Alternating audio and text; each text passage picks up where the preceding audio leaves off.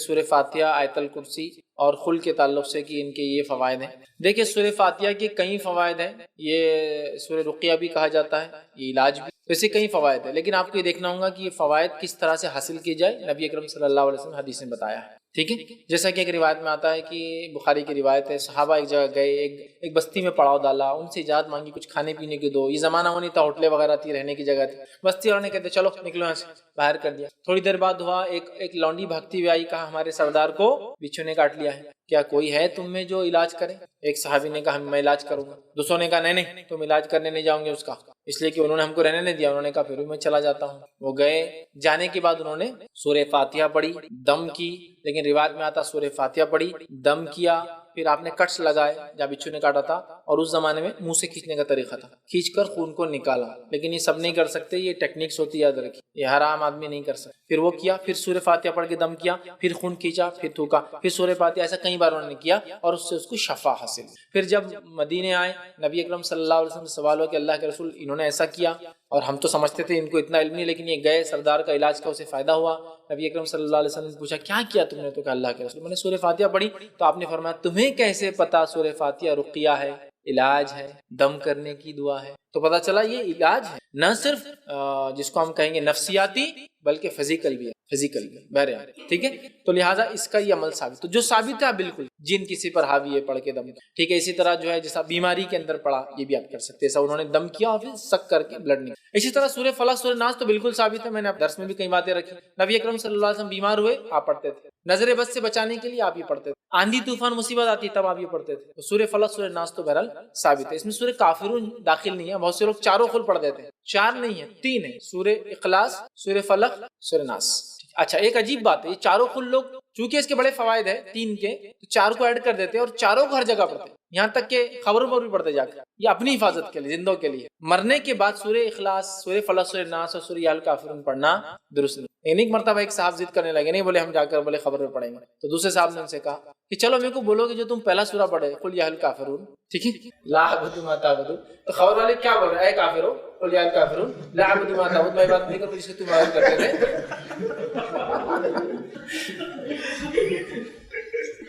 آپ پڑھ رہے بھی تو کیا پڑھ رہے یہ تو دیکھو، بولے سورہ کافرون کو رات میں پڑھنا سونے سے پہلے ثابت ہے، اس لیے کہ برات کفر کے لیے اللہ کے رسول سورہ کافرون کو رات میں سونے سے پہلے پڑھتے تھے تاکہ کفر سے برات، نفرت کا اظہار ہو۔ لیکن تم جا کر تین خل ہے بولے، چوتھا بھی جب پڑھ رہے تو پہلا چوتھا ہی پڑھتے نا قل یا، چونکہ باقی تین تو آخری ہے ترتیب کے اعتبار سے، قل یا الکافرون اے کافر لا اعبد ما، اب دیکھا اس کا ترجمہ دیکھیے، میں عبادت نہیں کرتا اس کی تم عبادت کرتے ہو، تو میننگ بھی آپ دیکھیے تھوڑا کیا اس کا کانٹیکسٹ ہے۔ تین خل کے فضائل اپنی جگہ ہے، 3 بار صبح 3 بار شام، اور بھی بہت سارے میں پورے نہیں رکھ پایا، کبھی موقع ملا تو موزتین سورہ اخلاص کے فوائد میں ہم دیکھیں گے، بہت زیادہ ہے، بہت زیادہ، لیکن پھر کہوں گا جو ثابت ہے چیک کر لے پہلے، کوئی بھی عمل کرنے سے۔ نبی اکرم صلی اللہ علیہ وسلم نے فرمایا سورۃ البقرہ کی آخری 2 آیتیں جادو کا توڑ ہے، سورۃ البقرہ کی آخری 2 آیتیں جب نازل ہوئی جادوگروں کا توڑ آ گیا، شیطان سمجھے کیا میرا یہ ہیلا نہیں چلنے۔ آیت الکرسی کے بڑے فوائد ہیں، نبی اکرم صلی اللہ علیہ وسلم نے فرمایا آیت الکرسی ایک نماز کے بعد پڑھ لے تو دوسری نماز تک کافی ہے، مطلب حفاظت کے لیے کافی ہے، تو آیت الکرسی کی بھی بڑے فوائد۔ لیکن پھر کہوں گا کب کیسا وہ سنت سے آپ دیکھ لیں، ورنہ اگر میں بولوں آیت الکرسی کو 51 بار جمعہ کے دن بعد نماز جمعہ پڑھے تو یہ فائدہ ہوگا، پرابلم ہے، حالانکہ پڑھ رہے کیا آپ آیت الکرسی، لیکن پرابلم ہے، کیوں پرابلم ہے؟ آیت الکرسی کو ایسا پڑھنا جس پر اتری آیت الکرسی نبی اکرم صلی اللہ علیہ وسلم پر انہوں نے نہیں بتایا، مسئلہ یہ قرآن کیسے بیکار آدمی، یار قرآن پڑھنے کا تم بول رہے غلط ہے، ہاں قرآن پڑھنا بھی غلط ہو سکتا ہے، اس لیے کہ جس پہ اترا اگر آپ اس کے جیسا نہیں پڑھو اور اپنی منمانی کرے تو یہ بھی غلط ہو سکتا ہے، جیسا کہ آیت الکرسی کو لوگ بولتے ہیں 51 بار 101 بار 1000 بار 100 بار 151 بار 11 راتوں تک 21 راتوں تک 40 راتوں تک 40 بار یہاں بیٹھ کر سوکھے کنویں میں بیٹھ کر قبرستان میں بیٹھ کر غیر آباد مسجد میں بیٹھ کر پڑھنے سے یہ فائدے ہوتے، میں ہی بول رہا ہوں، ہے تو قرآن لیکن اس کو ویسے ہی پڑھنا جیسا بتایا گیا۔ دیکھیں اللہ کا ذکر تو ہے نا، ثابت ہے نا، اللہ اکبر اللہ کا ذکر ہے، سبحان اللہ اللہ کا ذکر ہے، الحمدللہ اللہ کا ذکر ہے نا، سبحان رب العالی سبحان رب العظیم اللہ کا ذکر ہے، تو کیوں نہ ہم ظہر کی نماز کو 4 کے بدلے 5 رکعت پڑھیں گے تو اللہ اکبر بڑھ جائیں گے، سبحان ربی العظیم سبحان ربی الاعلیٰ بڑھ جائیں گے، ہے نا، التحیات بڑھ جائیں گا، کتنا فائدہ ہوگا نا، تو آپ بولیں گے یہ ذکر درست نہیں ہوگا، اس لیے کہ نبی اکرم صلی اللہ علیہ وسلم ایسا ذکر 4 رکعت میں کیا ظہر کی 5ویں نہیں ملا، تم کون ہوتے ہو، ہے نا؟ تو میں بھی یہ بول رہا ہوں، قرآن ہے، بالکل قرآن کو لیکن کیسا استعمال کیا جائے، کیسے فائدہ اٹھایا جائے، وہی بتائیں گا جس پہ نازل ہوا۔ نبی اکرم صلی اللہ علیہ وسلم ایسا کوئی طریقہ نہیں بتایا کہ 51 11 20 40 50 نہیں بتایا، تو ہمیں ایسا نہیں کرنا۔ ہاں جو بتایا وہ کیجیے نا، آپ 3 بار صبح شام، ہے نا، 3 بار کے بعد تسبیحات نے بتایا نا، 33 بار اور 33 بار پڑھے نماز کے بعد، سبحان اللہ الحمدللہ اللہ اکبر، اور آخر میں پڑھے لا الہ الا اللہ وحدہ لا شریک لہ لہ الملک و لہ الحمد وہو علی کل شیء قدیر۔ یہی تسبیح کو اگر سوتے وقت پڑھتے ہیں تو 33 بار سبحان اللہ، 33 بار الحمدللہ اور 34 بار اللہ اکبر پڑھے، ہوگی گنتی 100 کی، سوتے وقت ایسا، اور نماز کے بعد یہ ایڈ کریں گے آپ 100 نمبر پر۔ یہ ساری چیزیں بتائی گئی، کوانٹٹی جہاں بتائی گئی، جہاں نہیں ہے ہم نے نہیں کرنا۔ اس طرح فرمایا لا الہ الا اللہ وحدہ لا شریک لہ لہ الملک و لہ الحمد وہو علی کل شیء قدیر 100 مرتبہ صبح اگر کو پڑھے، مطلب بعد نماز فجر، تو اس پہ جادو اثر نہیں کرتا اس دن۔ کوانٹٹی بتائی گئی نا، جہاں کوانٹٹی اسپیسیفک تھی بتائی گئی، جہاں اسپیسیفک نہیں، جیسا درود صبح اور شام 10 بار پڑھنے کے فوائد بتائے گئے، 10 بار ہی، آپ 11 12 15 15 51 بار نہیں کر سکتے آپ، جہاں اسپیسیفک تھی اسپیسیفک کر دی، یا جنرل تھی جنرل کر، ٹھیک ہے؟ تو لہٰذا آپ جتنے بار پڑھنا ہے پڑھیے، لیکن یہ مخصوص دن، مخصوص ایام، مخصوص وقت، مخصوص تعداد، مخصوص جگہ مت بنائیے، ورنہ پھر پرابلم یہ ہوگا جس پر اترا ہے قرآن، انہوں نے جب یہ چیز نہیں کی تو ہمارا کرنا درست نہیں ہوگا، ٹھیک ہے؟ تو بہرحال میں یہی کہہ رہا ہوں کہ جو سورہ فاتحہ، آیت الکرسی اور سورہ فلق، سورہ اخلاص، سورہ فلق، سورہ ناس کے جو آپ نے کہا، ہاں ثابت شدہ چیزیں، بس دیکھیے کہ کون سی روایت کو پیش کر رہے ہیں، چونکہ ضروری ہے کہ مستند ہو، ورنہ لوگ بہت ساری غیر غلط باتیں اس کے تعلق سے پیش کریں۔ تو یہ بڑی اہم دعا ہے، یاد رکھیے۔ اسی طرح سورہ بقرہ سورہ نمبر 2 آیت نمبر 255، آیت الکرسی جس کو ہم کہتے ہیں، آیت الکرسی کی بھی بڑی فضیلت ہے، یاد رکھیے، بہت بہت بہت بہت بہت بہت بہت زیادہ فضیلت ہے، اسی کوئی انتہا نہیں۔ میں سمجھتا ہوں پورے فضائل میں رکھ بھی نہیں پاؤں گا، مختصری رکھوں گا، سب بسم اللہ کی مختصر رکھا، اس کی مختصری رکھوں گا۔ آیت الکرسی قرآن مجید کی تمام آیتوں میں اعلیٰ اور افضل ہے۔ آیت الکرسی قرآن مجید کی تمام آیتوں میں اعلیٰ اور افضل ہے، بہت بڑی فضیلت ہے۔ آئیے صحیح مسلم کی روایت ہے، ابی بن کعب رضی اللہ عنہ فرماتے اور کہتے ہیں، رسول اللہ صلی اللہ علیہ وسلم نے فرمایا، کیا تجھے معلوم ہے کہ کتاب اللہ میں سے تمہارے پاس کون سی آیت سب سے افضل ہے؟ کیا تمہیں معلوم ہے کہ کتاب اللہ میں سے کون سی آیت سب سے افضل ہے؟ تو میں نے عرض کیا، اللہ اور اس کے رسول ہی بہتر جانتے ہیں، مجھے تو نہیں پتا۔ آپ صلی اللہ علیہ وسلم نے دوبارہ فرمایا کہ کیا تجھے معلوم ہے کتاب اللہ میں سے تمہارے پاس کون سی آیت سب سے افضل ہے؟ میں نے عرض کیا، اللہ لا الہ الا هو الحی القیوم، یہ آیت الکرسی۔ آپ صلی اللہ علیہ وسلم نے میرے سینے پر جو ہے ہاتھ پھیرا، مطلب صحابہ دیتے نا، ارے ماشاءاللہ، سینے پر جو ہاتھ پھیرا اور فرمایا، ابو المنذر، ٹھیک ہے، ان کی کنیت تھی یہ، تجھے علم مبارک ہو۔ تو اللہ لا الہ الا هو الحی القیوم، یہ جو آیت الکرسی ہے، یہ آیت یاد رکھیے سب سے افضل آیت ہے، بہت افضل، بہت فضیلت والی آیت ہے، اس کو ہم بکثرت پڑھنے کی کوشش کیا کریں۔ اسی طرح جو ہے ایک روایت میں آتا ہے، یہ ابو داؤد کی روایت ہے، رسول اللہ صلی اللہ علیہ وسلم صفا مسجد نبوی سے متصل مہاجرین کی رہائش گاہ، مطلب ایک جگہ تھی، وہاں تشریف لائے تو ایک آدمی نے آپ صلی اللہ علیہ وسلم پوچھا، یا رسول اللہ صلی اللہ علیہ وسلم، قرآن مجید میں سب سے زیادہ بڑی اور عظمت والی آیت کون سی ہے؟ آپ صلی اللہ علیہ وسلم فرمایا، اللہ لا الہ الا هو الحی القیوم، آیت الکرسی آپ نے بیان کی، یہ سب سے فضیلت والی، عظمت والی بڑی آیت ہے، یاد رکھیں۔ اسی طرح سونے سے پہلے آیت الکرسی پڑھنے والے کے لیے اللہ تعالیٰ کی طرف سے ایک فرشتہ مقرر کیا جاتا ہے جو چوری، ڈاکہ اور دیگر نقصانات سے اس کی حفاظت کرتا ہے، نیز شیطان کی بری حرکتوں مثلاً وساوس، جادو، اسی طرح اس کی آصف زدگی اور اس کے خوف سے بھی انسان محفوظ رہتا ہے۔ اتنے سارے فائدے ہیں۔ یقیناً یہ روایت ابو ہریرہ رضی اللہ عنہ کی بڑی مشہور اور معروف روایت ہے، صحیح مسلم میں اور دیگر کتب میں آتی ہے۔ میں اب پوری تفصیلات نہیں رکھتا ہوں، بس مختصر آپ کو واقعہ، چونکہ حدیث بہت لمبی ہے۔ ہوا یہ کہ ابو ہریرہ رضی اللہ عنہ کو آپ نے جو زکوٰۃ کی کھجوریں تھی اس کے اوپر جو اپوائنٹ کیا، آپ وہاں تھے، رات میں ایک شخص آیا، کھجوریں چرا رہا تھا، آپ نے پکڑا، کہا اللہ کے رسول صلی اللہ علیہ وسلم کے پیش کروں گا۔ اس نے کہا کہ میرے بیوی بچے بڑے بھوکے پیاسے تھے، میں مجبور تھا اس لیے لے جا رہا ہوں، میں کل نہیں آؤں گا۔ کہا ٹھیک ہے، کل نہیں آنا، چھوڑ دیا۔ صبح ہوئی، اللہ کے رسول صلی اللہ علیہ وسلم سے کہا، اللہ کے رسول ایک شخص آیا تھا، کھجور چرا رہا تھا، میں نے پکڑا، پھر کہا بیوی بچے میں نے چھوڑ دیا۔ اللہ کے رسول صلی اللہ علیہ وسلم فرمایا، آج پھر آئیں گا وہ؟ یہ کہتے جب اللہ کے رسول صلی اللہ علیہ وسلم کہہ دیا آج آئیں گا تو میں تو اب تیار ہو گئی، آج تو نہیں چھوڑوں۔ پھر آیا وہ کھجوریں چرا رہا تھا، آپ نے پکڑا، کہا آج تو اللہ کے رسول صلی اللہ علیہ وسلم بارگاہ میں حاضر کروں گا اور تم کو، کیونکہ تم کھجور چرائے تھے زکوٰۃ کے۔ کہا نہیں، میرے بیوی بچے بھوکے تھے، یہ تھے وہ تھے، بڑا اس نے رونا رویا، ان کو رحم آیا، پھر چھوڑ دیا۔ صبح ہوئی، اللہ کے رسول صلی اللہ علیہ وسلم فجر نے پوچھا کیا ہوا ابو ہریرہ تمہارے قیدی کا؟ کہاں جایا تھا؟ کہاں ہے پھر؟ تو کہا آج بھی چھوڑ دیا میں نے اس کو، لیکن اس نے کہا کل نہیں آئیں گا، تو کہا آج بھی آئیں گا۔ یہ کہتے وہ اب میں نے سوچ لیا آج تو اس کو نہیں جانے دوں۔ پھر وہ کہتے ہیں میں نے رات میں پورا مستعدی کے ساتھ میں کھڑا تھا، پھر وہ آیا، آتے ہی میں نے کھجور چرا پکڑا، کہا آج تو تجھے لے کر ہی جاؤں گا، یہ تھرڈ ٹائم ہے، 2 ٹائم تو معاف کر دیں۔ کہا ٹھیک ہے تم مجھے چھوڑ دو، میں تمہیں ایک ایسی خیر کی بات بتاؤں گا جس دعا کو تم اگر رات پڑھ لو سونے سے پہلے تو ایک فرشتہ صبح تک تمہاری حفاظت کریں گا۔ اب چونکہ صحابہ خیر کے متلاشی اور خیر کے بہت زیادہ وہ تھے، حریص تھے، کہا اچھا خیر کا کوئی چیز دے رہا ہے رات میں پڑھنے سے فرشتہ؟ کہا ٹھیک ہے بولو چھوڑ دوں گا۔ تو کہا اگر تم آیت الکرسی پڑھ لو تو ایک فرشتہ تمہاری شیطان سے صبح تک حفاظت کریں گا۔ صبح ہوئی، نبی اکرم صلی اللہ علیہ وسلم کا ابو ہریرہ کیا ہوا کل قیدی کا؟ کہا پھر آیا تھا۔ کہا کہاں ہے پھر؟ تو کہا چھوڑ دیا۔ تو کہا کیا کہا؟ تو کہا اس لیے چھوڑ دیا کہ اس نے مجھے ایک دعا سکھائی، اور اس نے کہا آپ صلی اللہ علیہ وسلم فرمایا کیا دعا سکھائی؟ تو اس نے کہا جو شخص رات سوتے وقت آیت الکرسی پڑھ کر سوئیں گا تو ایک فرشتہ صبح تک اس کی فجر تک حفاظت کریں گا۔ ابو ہریرہ یہ بات اس نے سچ کہی، حالانکہ وہ اکثر جھوٹ ہی بولتا ہے۔ کیا تم جانتے ہو وہ کون تھا جو تمہارے پاس 3 دن سے قید میں آ رہا تھا، پکڑا جا رہا تھا؟ تو کہا اللہ اور اس کے رسول ہی بہتر جانتے ہیں۔ تو کہا وہ شیطان تھا۔ کون تھا؟ وہ شیطان تھا، ٹھیک ہے، لیکن اس نے یہ بات سچ، ٹھیک ہے، یہ بات سچ کہی، تو یہاں بھی پتہ چلا۔ اسی طرح ہر فرض نماز کے بعد آیت الکرسی پڑھنا جنت میں جانے کا باعث ہے۔ پتہ چلا جن شیطان سے محفوظ رہتا ہے ایک فرشتہ حفاظت کرتا ہے۔ اسی طرح ایک فضیلت اور آتی ہے، ہر نماز کی بعد پڑھنے سے کیا ہوتا ہے؟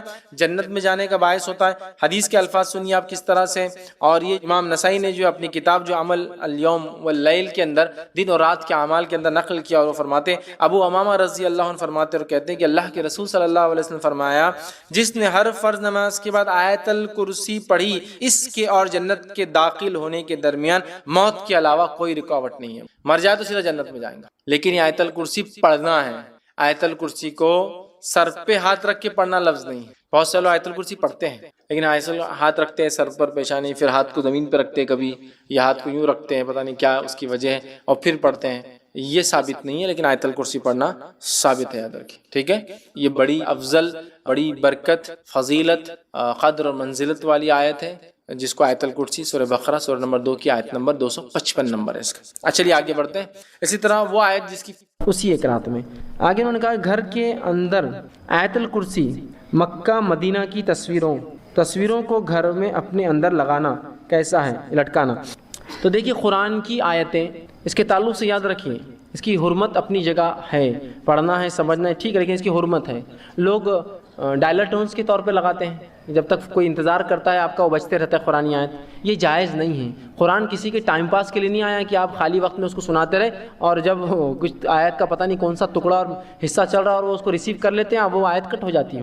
یہ درست نہیں، اس لیے کہ اس کا معنی پورا نہیں ہوتا ہے۔ دوسرا، قرآن اس لیے بھی نہیں آیا کہ آپ جو اس سے گھروں کو سجائے سنوارے، کیلیگرافی ہوتی نا، وہ عجیب ٹیڑھے میڑے اندازوں میں عربی لکھی ہوئی ہوتی ہے، نہ کس کو سمجھتی نہ کس کے پلے پڑتی کیا لکھا ہوا ہے، اور لگا دیتے ہیں گھروں میں۔ آدمی دیکھ کر بھی سوچتا الف الف الف الف اور الف دکھتے ہیں پورے اس میں، اور لام لام لام، باقی کچھ سمجھ میں نہیں آتا کیا ہے، اور کہیں بھی نقطے دیے ہوئے۔ ایسا کیلیگرافک طریقے سے قرآن لکھنا درست نہیں، سوائے اس کے کہ اس کے پڑھنے والے موجود ہوں جو جانتے ویسے پڑھنا قرآن کو، ویسا اتنے اس میں ہم لوگ نہیں پڑھ پاتے ہیں اس کو، تو درست نہیں ہے۔ تیسرا، قرآن سجانے کے لیے نہیں آیا، توغرے وغیرہ لگا کے آپ برکت کے لیے بس چٹکا دو اس کو، بہت فائدہ ہوگا اس سے، سجانے، یہ پڑھنے کے عمل کرنے کے لیے اور پہنچانے کے لیے آئے، تو لہٰذا اس کے توغرے لگانا، اس کی چارٹس لگانا، آیت الکرسی، چاروں خل اور پتہ نہیں کیا کیا، اور اس میں بھی ریفائن آج کل تو لوہے قرآنی، الف لام میم حامیم یاسین تاسین طٰہٰ عین نون اور قاف، پتہ نہیں پورے حروف مقطع جمع کرتے لوہے قرآنی، اور لگائے تھے دکان و مکان کی خیر و برکت کے لیے۔ اسی طرح کعبے کا دروازہ ہے نا، ہمارے مسلمان ایکٹر آ کے بولتے کعبے کا دروازہ گھومتے ہوئے چل رہا، کیمرہ چلتے رہتا ہے، اتنی فضیلتیں بتاتے ہیں، لائٹا وائٹا اس میں گھومتے رہتے،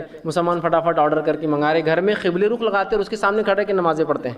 یہ شرک ہے، یہ شرک ہے۔ اللہ رب العزت کے لیے مومن نماز پڑھتا ہے نا کعبے کی طرف، کعبہ تو قبلہ ہے، اس کی طرف دیکھتا ہے، اس کی تھوڑی عبادت کرتا ہے مومن، تو اس کے دروازے کو لگائے تقدس سے بیٹھتے ہیں، اس سے دعائیں مانگتے ہیں، یہ شرک ہے۔ یہ بت پرستی قسم کی آ رہی ہے مسلمانوں میں، اور اس میں لائٹیں بھی ہوتی ہے آج کل، تو گھومتے رہتی لائٹیں، پورا کا پورا معبود بنا دیا آپ نے اس کو ایک قسم کا، ٹھیک ہے۔ تو یہ توغرے وہ لگانا درست نہیں ہے، سوائے اس کی کہ آیتیں آپ اسے لگائے کہ کوئی پڑھ لے چلتے پھرتے، بچوں کو یاد ہو جائے۔ میں نے ایک بار کہا کہ قرآن آیتوں کو لگانا نہیں چاہیے، اور اس پہ یہ عقیدہ بھی رکھنا کہ حفاظت کریں گے، درست نہیں۔ قرآن پڑھنے سے اللہ حفاظت کرتا، قرآن خود حفاظت نہیں کرتا ہماری، اس کی حفاظت اللہ کرتا، اور اس کے پڑھنے سے اللہ کی خوشنودی آتی، پھر اللہ ہماری حفاظت کرتا، ٹھیک ہے۔ ہمارے گھر میں بھی لگی ہوئی تھی، لوگوں نے کہا دیکھو خود تو کہتے ہیں کہ میں قرآن یہ چٹکانا لگانے کے لیے نہیں، آپ کے گھر میں لگی ہے۔ میں نے کہا بچے یاد کرتے ہیں، ہمارے دروازے پہ ایک دعا لکھی آنے جانے کی، فلاں جگہ بیڈ روم میں لکھا، تو یہ یاد کرنے، جب یاد کر لیتے ہم نہیں لگا دیتے لا کر تاکہ بچے، تو یہ ایک الگ چیز ہے کہ آپ لوگوں کو یاد کرانے کے لیے آیتیں لکھے، سمجھانے کے لیے، لیکن یہ عقیدہ نہ ہو کہ اس سے حفاظت ہوتی، اس سے برکت آتی۔ کوئی قرآن لٹکنے سے برکت حفاظت نہیں ہوتی۔ اگر ایسا ہوتا تو قرآن کے پبلشر سب سے مالدار لوگ ہونا تھا دنیا کے اندر، جو قرآن چھاپتے ہیں۔ بیچارے کبھی کبھار تو پریشان رہتے، پیپر کے ریٹ میں جو ریٹ بڑھ جاتے ہیں، چھپائی کا مسئلہ، کوالٹی، سمجھ رہے آپ؟ اگر واقعی میں صرف قرآن کی موجودگی برکت لاتی تو سب سے مالدار لوگ قرآن چھاپنے والے ہونا تھا، کمپنیاں۔ لیکن آپ دیکھیے وہ بھی کمپیٹ کرتے مارکیٹ میں بیچارے، لوہے قرآنی وہ چٹکا دیتے، الف لام میم حامیم یاسین طٰہٰ نون قاف، اور بولتے اس سے دکان و مکان کی خیر و برکت۔ ماشاء اللہ، واقعی میں اگر آتی ہاں آئی نا، میں نے جب سے لگایا اتنی خیر، اتنی برکت، اتنا فلاں، اچھا ماشاء اللہ۔ وہ یہ لوہے قرآنی بیچنے والے سے کبھی پوچھیے جی کہ تیرے گھر میں کتنے رہتے ہو، تو ہم کو ایک بچ کے آتا نا 5 روپے میں، تیرے گھر میں کتنے ہو، بولیں گے 1000 2000 500 لاتا ہوں۔ کیسا گھر چلتا ہے؟ بہت مشکل سے چلتا ہے بھائی، کبھی بکتے کبھی نہیں بکتے۔ جس کے گھر میں 500 1000 ہے اس کا گھر نہیں چلتا برابر۔ میرے گھر میں خیر برکت پوری آ رہی، لیکن وہ ایک لے کے 5 روپے کا لگانے سے۔ سوال یہ اس کے گھر میں تو سب سے زیادہ خیر و برکت ہونا تھا، اس کا تو 1000 کی تھپی رکھی ہوئی، پوری خیر پوری برکت، پورے محلے کی برکت اس کے گھر میں ہونا تھا، لیکن وہ بولتا بہت مشکل سے بکتے ہیں، لوگ اتنا جھک جھک کر کے لیتے، قرآن کی بھی چیز ہے تو 10 روپے بولتے 5 روپے کرتے، وہ بہت مشکل ہوتی، 10 15 روپے 20 روپے 100 روپے کما لیتا دن میں۔ اگر کوئی یہ عقیدہ قرآن لگائے کہ واقعتاً یہ لگانے سے یہ ہوتا ہے، اس نے بھی شرک کیا۔ اللہ پر توکل ہونا چاہیے کہ اس کتاب کے پڑھنے سے اللہ ذریعہ دیتا ہے، یہ ذریعہ بن سکتا ہے، لیکن یہ نہیں ہے جس کے ذریعے سے ہم کو آتا ہے۔ لوہے قرآنی سے دکان و مکان خیر، بلکہ لوگ سمجھتے ہیں لگ گیا تو چور نہیں آتا، شیطان نہیں آتے۔ سبحان اللہ، اگر ایسا ہوتا تو کسی مومن کے پاس شیطان کبھی نہیں آتا تھا، کہ تو سب مومنوں کو کچھ نہ کچھ قرآن یاد ہے، ہاں یہ طٰہٰ یاسین حامیم سب کو یاد ہے نا، پھر کیوں شیطان بھگاتا کہ ہم بھگ جانا تھا ہم سے بھی دور۔ یہ سب بری باتیں یاد رکھیے، قرآن ان چیزوں کے لیے نہیں ہے، تو گھروں میں ایسی تصویریں مت لگائیے۔ یہ الگ بات ہے کوئی علم کے لیے کہ کعبہ اس طرح سے ہے، مدینہ اس طرح دکھتا ہے، ٹھیک ہے، لیکن مسلمان بھی مکہ مدینہ، کعبے کا دروازہ، دادا پردادا سگڑ دادا ابا اور فلاں اور پورے پوسٹرز لگے، فوٹواں لگی، یہ سب بہرحال درست نہیں ہوگا۔ ان الحمد للہ نحمده ونستعینه ونستغفره ونعوذ باللہ من شرور انفسنا ومن سیئات اعمالنا من يهدي الله فلا مضل له ومن يضلل فلا هادي له واشهد ان لا اله الا الله وحده لا شريك له واشهد ان محمدا عبده ورسوله وبعد فان خير الحديث كتاب الله وخير الهدي هدي محمد صلى الله عليه وسلم وشر الامور محدثاتها وكل محدثة بدعة وكل بدعة ضلالة وكل ضلالة في النار وقال عز وجل في القرآن المجيد أعوذ بالله من الشيطان الرجيم بسم الله الرحمن الرحيم يا أيها الذين آمنوا اتقوا الله حق تقاته ولا تموتن إلا وأنتم مسلمون وقال يا أيها الناس اتقوا ربكم الذي خلقكم من نفس واحدة وخلق منها زوجها بث منهما رجالا كثيرا ونساء واتقوا الله الذي تسألون به والأرحام إن الله كان عليكم رقيبا وقال يا أيها الذين آمنوا اتقوا الله وقولوا قولا سديدا يصلح لكم أعمالكم ويغفر لكم ذنوبكم ومن يطع الله ورسوله فقد فاز فوزا عظيما اللهم صل على محمد وعلى آل محمد كما صليت على إبراهيم وعلى آل إبراهيم إنك حميد مجيد اللهم بارك على محمد وعلى آل محمد كما باركت على إبراهيم وعلى آل إبراهيم إنك حميد مجيد رب اشرح لي صدري ويسر لي أمري واحلل عقدة من لساني يفقهوا قولي وقال النبي صلى الله عليه وسلم من كان حالفا فليحلف بالله او ليصمت اما بعد تمام تعریفیں اس اللہ عز و جل کے لیے لائق و زیبا ہے جو تمام جہانوں کا بنانے والا اور اسے پالنے والا ہے، اور درود و سلام اس کے آخری نبی محمد صلی اللہ علیہ وسلم پر۔ الحمدللہ ہم تمام یہاں اس ہفتے واری درس قرآن کے لیے جمع ہوئے ہیں۔ انشاءاللہ عزیز اس مختصر سے وقت میں آپ تمام کے سامنے ایک بہت ہی اہم عنوان پر روشنی ڈالنے کی کوشش کروں گا، جس کے تعلق سے اکثر لوگ شک و شبہات میں ہوتے ہیں اور کبھی کبھار جو ہے لا علمی میں ایسے غلطیاں یا ایسے گناہ کر بیٹھتے ہیں جو کہ شریعت نے بہت سخت جرم ہوتے ہیں یاد رکھی۔ اور انشاءاللہ عزیز میں آج آپ کے سامنے جو باتیں رکھوں گا وہ ہے قسم کا بیان۔ چند باتیں میں آپ کے سامنے جو ہے قسموں کے بارے میں رکھوں گا، اس کے جائز اور ناجائز اقسام کے بارے میں رکھوں گا، اور اگر قسم کو انسان پوری نہ کر سکے تو اس کا انشاءاللہ عزیز کفارہ کیا ہوتا ہے وہ میں آپ کے سامنے بہرحال رکھنے کی کوشش کروں گا، ٹھیک۔ اب بہرحال سب سے پہلی چیز تو یہ کہ قسم جو ہوتی ہے یہ ایک ایسی چیز ہوتی ہے کہ آپ جب کسی چیز کا ارادہ کرتے ہیں، کوئی چیز آپ اپنے نفس پر یا تو آپ کریں گے یا تو آپ نہ کریں گے، اس کے لیے آپ قسم اٹھاتے ہیں، یا کسی چیز کے بارے میں جو آپ سے گواہی مانگی جاتی ہے کہ ایسا ہوا یا ایسا دیکھا یا ایسا کیا، تو اس معاملے میں بھی آپ بہرحال قسم کھاتے ہیں، یاد رکھیں، ٹھیک؟ یا تو گواہی کی شکل میں جو پچھلا گزرا اس کے بارے میں، یا اگلا آپ کوئی کام کریں گے یا نہیں کریں گے اس تعلق سے آپ قسم کھا کر کہتے ہیں کہ میں جو ہے یہ کام کو اب بالکل نہیں کروں گا اللہ کی قسم ہے، یا یہ کام اللہ کی قسم میں کر کے رہوں گا، یا ایسا کام میرے سامنے اور میں نے دیکھا اللہ کی قسم ہے، یا ایسے لوگ تھے جو میرے سامنے فلاں کر رہے تھے اللہ کی قسم ہے، ٹھیک؟ تو قسم در حقیقت آپ اللہ رب العزت کو اس معاملے میں گواہ بناتے ہیں کہ اللہ گواہ ہے اس چیز پر کہ فلاں آدمی نے یہ کیا، اللہ گواہ ہے اس چیز پر کہ میں یہ کام نہیں کروں گا، اللہ گواہ اس بات پر کہ میں یہ کام کروں گا، ٹھیک ہے؟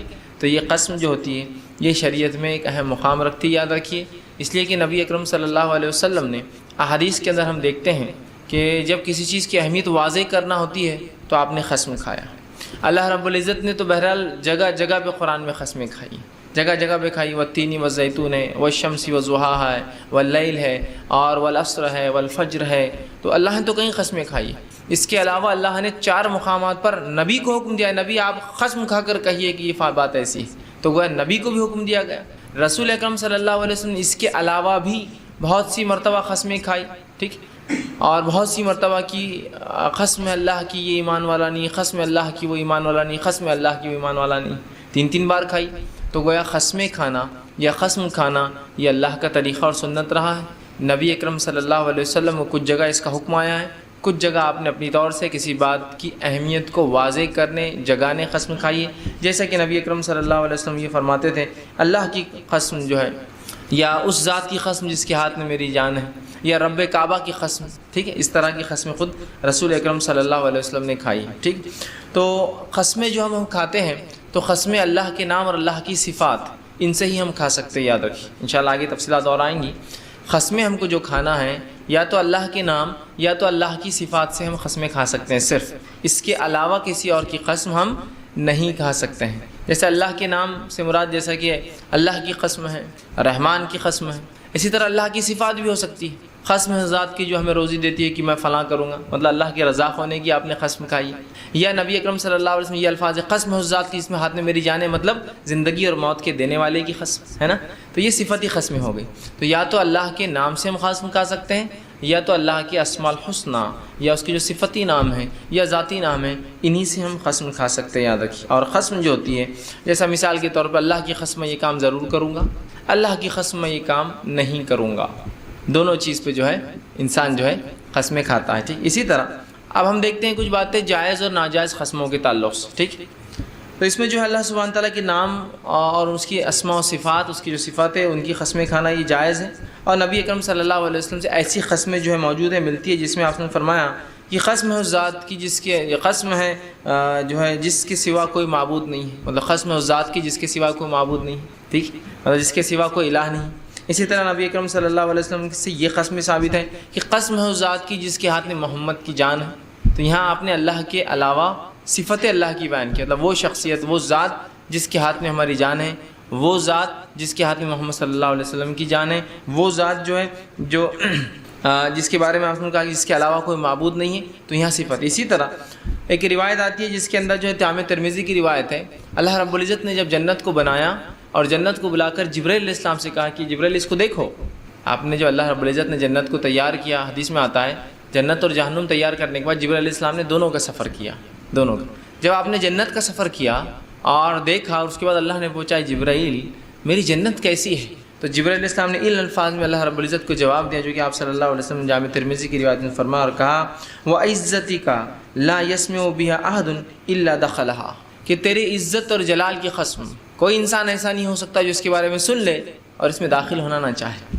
کیا فرمایا تھا جنت کے بارے میں کہ تیری عزت کی قسم کہ کوئی جنت کے بارے میں سن لے اور داخل نہ، ایسا نہیں ہو سکتا ہے۔ لیکن بہرحال روایت کا اگلا حصہ یہ ہے کہ جب جہنم کا سفر کیا اور اللہ نے پوچھا کیسی ہے میری جہنم، تو کہا کہ ایسا لگتا ہے کہ بہت کم لوگ اس سے بچ پائیں گے۔ جنت کے بارے میں کہا کہ تیری عزت کی قسم کوئی انسان سنے اور نہ جائے، ایسا ہو ہی نہیں سکتا، مطلب سننے کے بعد یا دیکھنے کے بعد ایسا ہو ہی نہیں سکتا کوئی انسان نہ اس میں جانے کی کوشش کرے۔ لیکن جب جہنم اور اس کے اطراف کے جس کو ہم کہیں گے ایسی گناہ دیکھے جو انسان کو خوش کرتے یا انسان اس کی طرف لپکتا ہے، تو کہا شاید بہت کم لوگ جو ہے اس سے بچ پائیں گے۔ بہرحال تو یہاں جبرائیل علیہ السلام نے جو ہے کہا وَعِزَّتِكَ، کہ اے اللہ تیری عزت کی قسم ہے، ہے نا. تو یہاں بھی دیکھیے ایک صفت ہے اللہ کی عزت کے تعلق سے آپ نے قسم کھائی. تو یہ بات بڑی اہم ہے، یاد رکھیے کہ ہم جب بھی قسمیں کھائیں گے صرف اللہ کی کھائیں گے، ٹھیک ہے، یا اس کے اسماء اور صفات کی، یا وہ الفاظ کے ساتھ جو صفتی نام اللہ کے رسول صلی اللہ علیہ وسلم نے، یا جو باتیں اللہ کے رسول صلی اللہ علیہ وسلم نے کی، اس کے علاوہ کسی قسم کی ہم قسمیں نہیں کھائیں گے. اب یاد رکھیے یہ شرعاً جائز قسمیں ہیں. اب وہ ناجائز قسمیں کیا ہیں؟ ناجائز قسمیں وہ قسمیں ہیں جس میں انسان اللہ کے نام اور صفات چھوڑ کر ایسی باتوں کی قسم کھاتا ہے جس کی عزت اور تعظیم شرعاً بھی ثابت ہے یا دنیا بھی ثابت ہوتی ہے. مطلب جائز قسمیں اللہ کی اور اس کے صفتی نام کی ہیں، ناجائز قسمیں وہ ہے جن کا تقدس شریعت نے بتایا ہے یا دنیا میں جن کا تقدس ہوتا ہے لیکن ان کی قسمیں کھانا جائز نہیں. جیسا کہ کوئی کہے کہ جو ہے میں جو ہے قسم کھاتا ہوں کعبے کی قسم کھاتا ہوں، یا کوئی کہے کہ کعبہ محترم ہے لیکن اس کی قسم نہیں کھا سکتے آپ. ہاں رب کعبہ کی قسم الگ بات ہے، پھر وہ اللہ کے تعلق سے ہوگی. یا کوئی یوں کہے کہ جو ہے قسم کے تعلق سے کہ میں نبی کی قسم کھاتا ہوں اس معاملے میں، تو یہ بھی جائز قسم نہیں. گو نبی اور کعبہ یہ دونوں بے انتہا محترم ہے ہمارے لیے شریعتاً، لیکن نہیں کھا سکتے. اسی طرح بہت ساری باتیں ہوتی جو شریعتاً تو محترم نہیں ہوتی لیکن دنیا میں محترم ہوتی ہیں. جیسا کہ کوئی کہے کہ میری ماں کی قسم، یا میرے باپ کی قسم، یا اس وطن کی قسم، یا جو ہے میرے خاندان کی قسم، یا قبیلے کی قسم، یا میری اولاد کی قسم، یا اس زمین کی مٹی کی قسم. ٹھیک، یہ چیزیں ہو سکتی ہیں احترام والی ہو ہمارے لیے دنیا اعتبار سے، لیکن اس کی قسمیں نہیں اٹھا سکتے ہم، یاد رکھیں. تو جائز قسمیں وہ قسمیں ہیں جو اللہ کی اور اس کے صفت سے اور جو ثابت ہے نبی اکرم صلی اللہ علیہ وسلم کی جاتی ہے، اور ناجائز قسمیں وہ ہیں جن کا تخصص شریعت نے بتایا ہے یا دنیا میں جن کو مقدس سمجھا جاتا ہے لیکن شریعتاً جو ان کی قسمیں نہیں کھائی جا سکتی، اس لیے کہ صرف جن کی کھا سکتی میں نے بتا دیا آپ. تو جیسا کہ کعبے کی قسم کھائے بہت سے لوگ ہوتے ہیں، نبی کی قسم کھاتے ہیں بہت سے لوگ ہوتے ہیں، جو مختلف کوئی صحابی کی قسم کھا رہا ہے، کوئی ماں، کوئی باپ، کوئی بچہ اولاد کی کھاتا ہے، کوئی زمین کی کھاتا ہے، کوئی گھر کی کھاتا ہے، کوئی تجارت کی کھاتا ہے نا، مختلف قسمیں لوگ کھاتے ہیں. تو یہ جائز نہیں ہے، صرف جائز اللہ کے نام، اس کی صفات اور وہ باتیں جو اللہ کے رسول صلی اللہ علیہ وسلم سے ثابت ہے اس میں کھا سکتے ہیں. اسی طرح کچھ لوگ یہ کہہ سکتے ہیں، ایک روایت میں آتا ہے کہ نبی اکرم صلی اللہ علیہ وسلم نے کہا جو ہے جس کے اندر الفاظ ایسے ہیں کہ اس شخص کے باپ کی قسم، ٹھیک، اگر اس نے جو بات کہی تو یہ کامیاب ہو جائیں گا. تو یاد رکھیے ایسی روایتوں کے لے کہ آپ یہ نہ سمجھیں کہ رسول اکرم صلی اللہ علیہ وسلم نے کہا کہ اس شخص کے والد کی قسم. یہاں علماء لکھتے ہیں کہ یہاں اللہ رب العزت کا نام جو تھا وہ چھپا ہوا ہے، ہو چونکہ عربی ہر زبان کی اپنی نوعیت ہوتی ہے، یاد رکھیے قسم ہوتی ہے. تو یہاں نام چھپا ہوا ہے کہ اس رب کی قسم جو جس نے اس کے والد کو پیدا کیا، یا رب کی قسم جو اس کے والد کا رب ہے، یا اللہ کی قسم جو اس کے والد کا رب ہے، اگر اس نے جو بات کہی وہ کامیاب ہو جائیں گا. تو جہاں بھی آپ کو ایسے الفاظ ملتے ہیں جہاں اللہ کا نام نہیں نظر آتا ہے لیکن وہاں کچھ الفاظ ملتے ہیں صحیح روایتوں میں، تو یاد رکھ لیجئے وہاں اللہ کا نام چھپا ہوا ہے کہ رب کی قسم یا اس کے والد کے رب کی قسم کی اگر یہ وعدہ کر کے جا رہا ہے، کر گزرے تو کامیاب ہو جائیں گا. تو یہ زبان کی نوعیت ہوتی ہے، یہ زبان کی ٹائپ ہوتی ہے. بہت سی بار کچھ زبانوں میں یا کچھ محاوروں میں جب ہم بات کرتے ہیں وہ چیز نہیں بولی جاتی لیکن وہ وہاں اس میں موجود ہوتی ہے. وہ چیز یاد رکھیے، مطلب وہ ڈیفائن ہوتا ہے لیکن اس کو بولا نہیں جاتا ہے، مطلب وہ چیز انڈرسٹوڈ ہوتی ہے لیکن اس کو بولنا نہیں پڑتا ہے. آپ سمجھ رہے ہیں آپ بات کو؟ تو بہرحال ایک یا دو روایت ایسی ملتی ہے جس میں کہا کہ اس کے والد کی قسم کی، اس نے جو قسم کھائی ہے تو وہ کامیاب ہو جائیں گا. تو یہاں علماء لکھتے ہیں کہ یہاں یہ رب جو ہے لفظ چھپا ہے کہ اس رب کی قسم جو اس کے والد یا اس رب کی قسم جو اس کے والد کا رب ہے، یا اللہ کی قسم جو اس کے والد کا رب ہے، اگر اس نے جو بات کہی اور اس نے اس کو کر گزرا تو وہ کامیاب رہیں گا. تو اس بات کو یا بہرحال آپ یاد رکھیے. تو جائز قسمیں اور ناجائز. اور اسی بات کو نبی اکرم صلی اللہ علیہ وسلم جو میں نے خطبے کے بعد جو حدیث کا ایک جملہ وہ کیا جو صحیح بخاری اور صحیح مسلم کا متفق علیہ روایت آپ نے فرمایا، من کان حالفا فلیحلف باللہ، جو قسم اٹھا لے تو وہ اللہ کی قسم کھائے. پھر آگے فرمایا او لیصمت، یا پھر خاموش رہے. جو قسم اٹھائے، جو حلف لے، جو یمین کرے یا جو ایمان کرے، یہ بہت سے لفظ جو عربی میں آتا ہے. ایمان بھی قسم کو کہا جاتا ہے، حلف بھی قسم کو کہا جاتا ہے، یمین بھی قسم کو کہا جاتا ہے. ٹھیک، تو بہرحال جو قسم لے حلف اٹھا لے تو اللہ کا اٹھائے، تو صرف اللہ کی قسم کھائے. اور اگر ایسا نہیں کر سکتا ہے تو پھر او لیصمت، تو پھر وہ خاموش رہے، مطلب پھر وہ بات ہی نہ کرے. تو اگر مجھے اور آپ کو قسم کھانی ہے تو اللہ کی کھائیے، اور اللہ کی قسم نہیں کھا سکتے تو کیا کیجئے؟ منہ کو بند رکھیے، یاد رکھیے. ٹھیک ہے.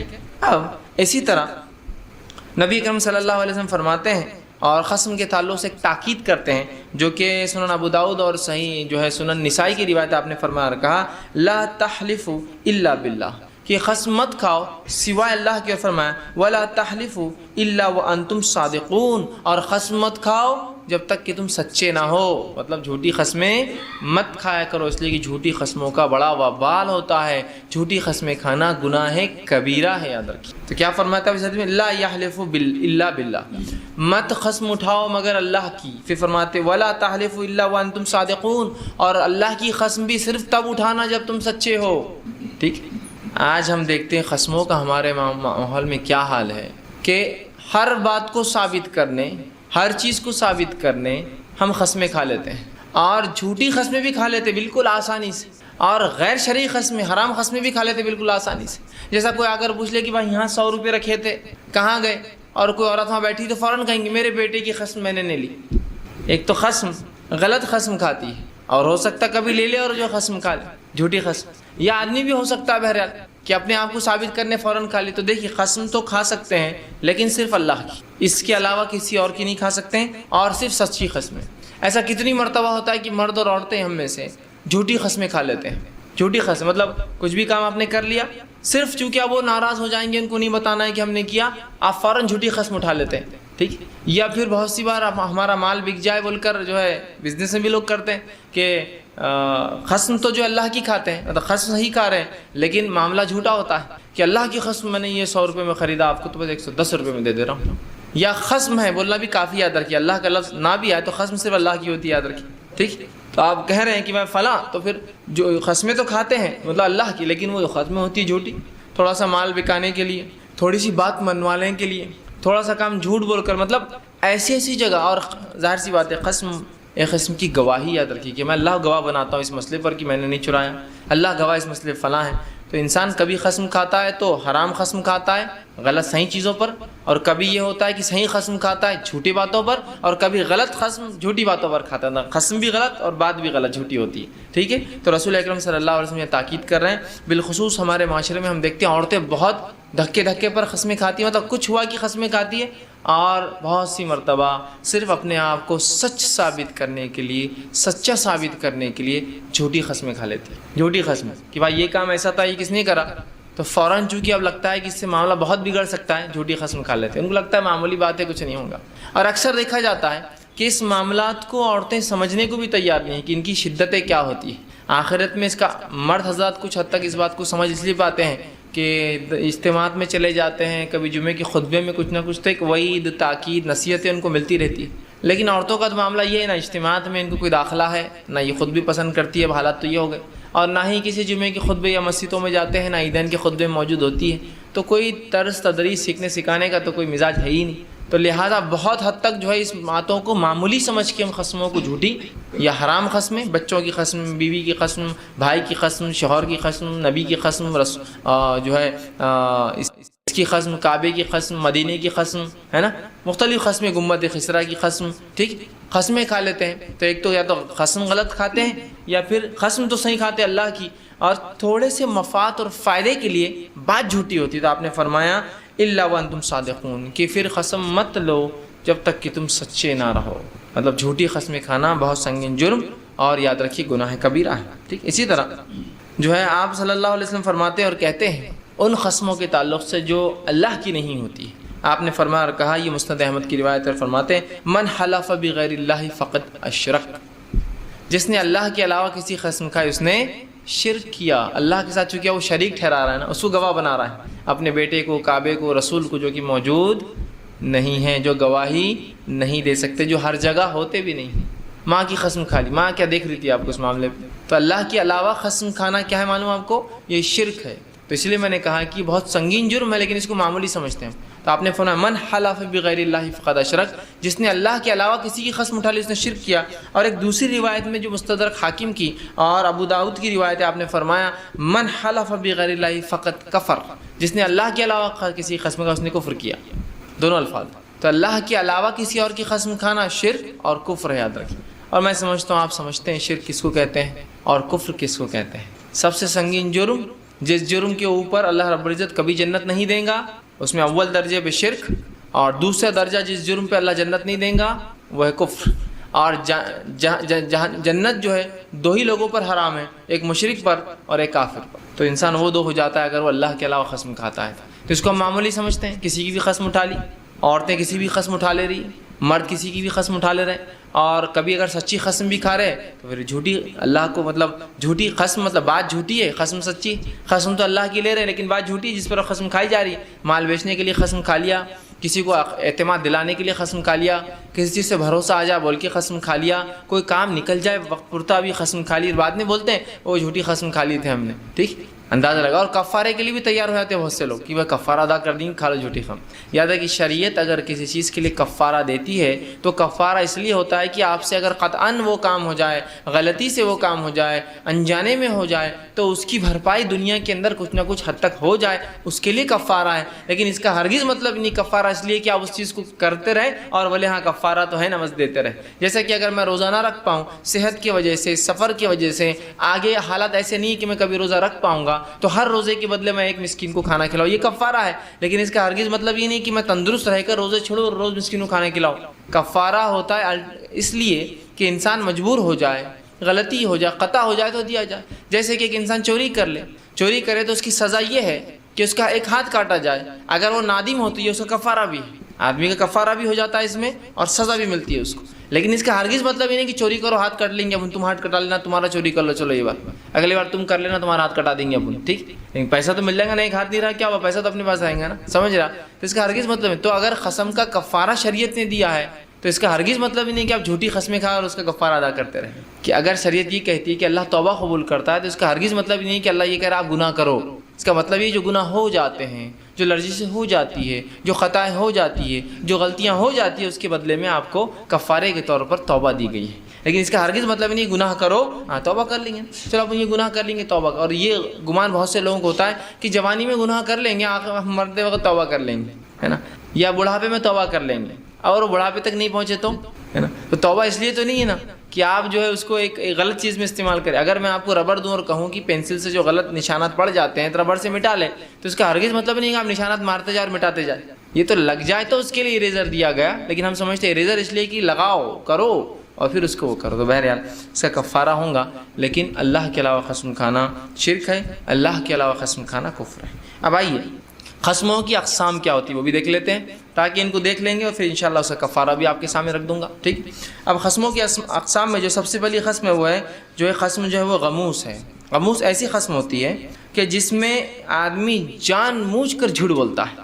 قسم کی پہلی قسم کیا ہے, جس کو کہتے ہیں غموس کہتے ہیں. اس میں ہوتا یہ کہ انسان جان بوجھ کر جھوٹی قسم کھاتا ہے. اس کو پتہ ہے کہ یہ مال 90 کا نہیں ہے اور میں 100 میں بیچ رہا ہوں, جھوٹ بول رہا ہوں, لیکن بولتا میں نے 90 میں لایا, آپ کو 100 میں دے رہا ہوں.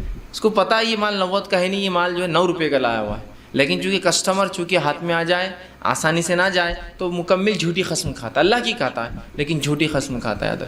اسی لیے نبی اکرم صلی اللہ علیہ وسلم نے تاجر کے تعلق سے فرمایا کہ روز قیامت تاجر جو ہوں گے, سچا تاجر جو ہوگا, اس کا حساب انبیاؤں کے ساتھ ہوگا. کس کا؟ سچے تاجر کا حساب کس کے ساتھ ہوگا؟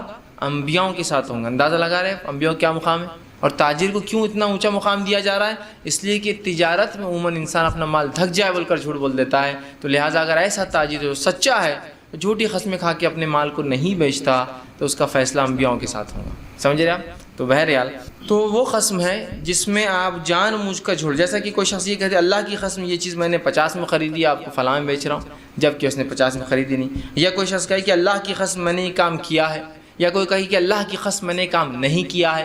ٹھیک ہے, جب سے گواہی مانگی جا رہی, تو یہ تمام قسمیں کیا ہوں گی؟ حالانکہ اسے پتہ ہے کہ اس نے کیا ہے, حالانکہ اسے پتہ ہے کہ وہ چیز 50 کی نہیں ہے, لیکن وہ بولتا ہے یہ جھوٹی قسم ہے. اور اس کے تعلق سے نبی اکرم صلی اللہ علیہ وسلم فرماتے ہیں, اور آپ نے کہا صحیح مسلم کی روایت ہے, بلکہ صحیح بخاری میں آتی ہے, متفق علیہ روایت, آپ نے فرمایا جو شخص کسی معاملے میں جھوٹی قسم اٹھاتا ہے تاکہ وہ اس کے ذریعے کسی مسلمان کا مال حاصل کر لے. کوئی شخص اگر جھوٹی قسم کھاتا ہے اللہ کی تاکہ اس سے مسلمان کا مال لے لے, جیسا کہ میں نے کہا یہ چیز میں نے 50 روپے میں لائی ہے, آپ کو تو میں 60 میں دے رہا ہوں. اس کے ذریعے کیا کیا اس نے؟ مسلمان کا مال کھا لیا. یہ زمین میں نے جو ہے بس 1000 روپے اسکوائر فٹ لی, بس آپ کو تو میں نقصان میں دے رہا ہوں 900.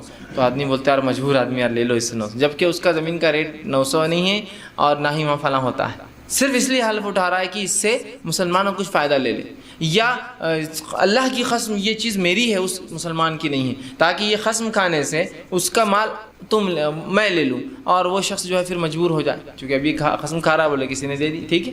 تو یاد رکھیے ایسی قسمیں جو بھی کھاتا آپ نے فرمایا، جو جھوٹی قسم اٹھاتا ہے تاکہ اس کے ذریعے مسلمان کا مال حاصل کر لے، وہ اللہ سے ایسی حالت میں ملے گا روز قیامت کہ اللہ اس سے ناراض ہوگا، اور اللہ جس سے ناراض ہوگا اس کا کیا حال ہوگا آپ سب جانتے ہیں، بتانے کی ضرورت نہیں۔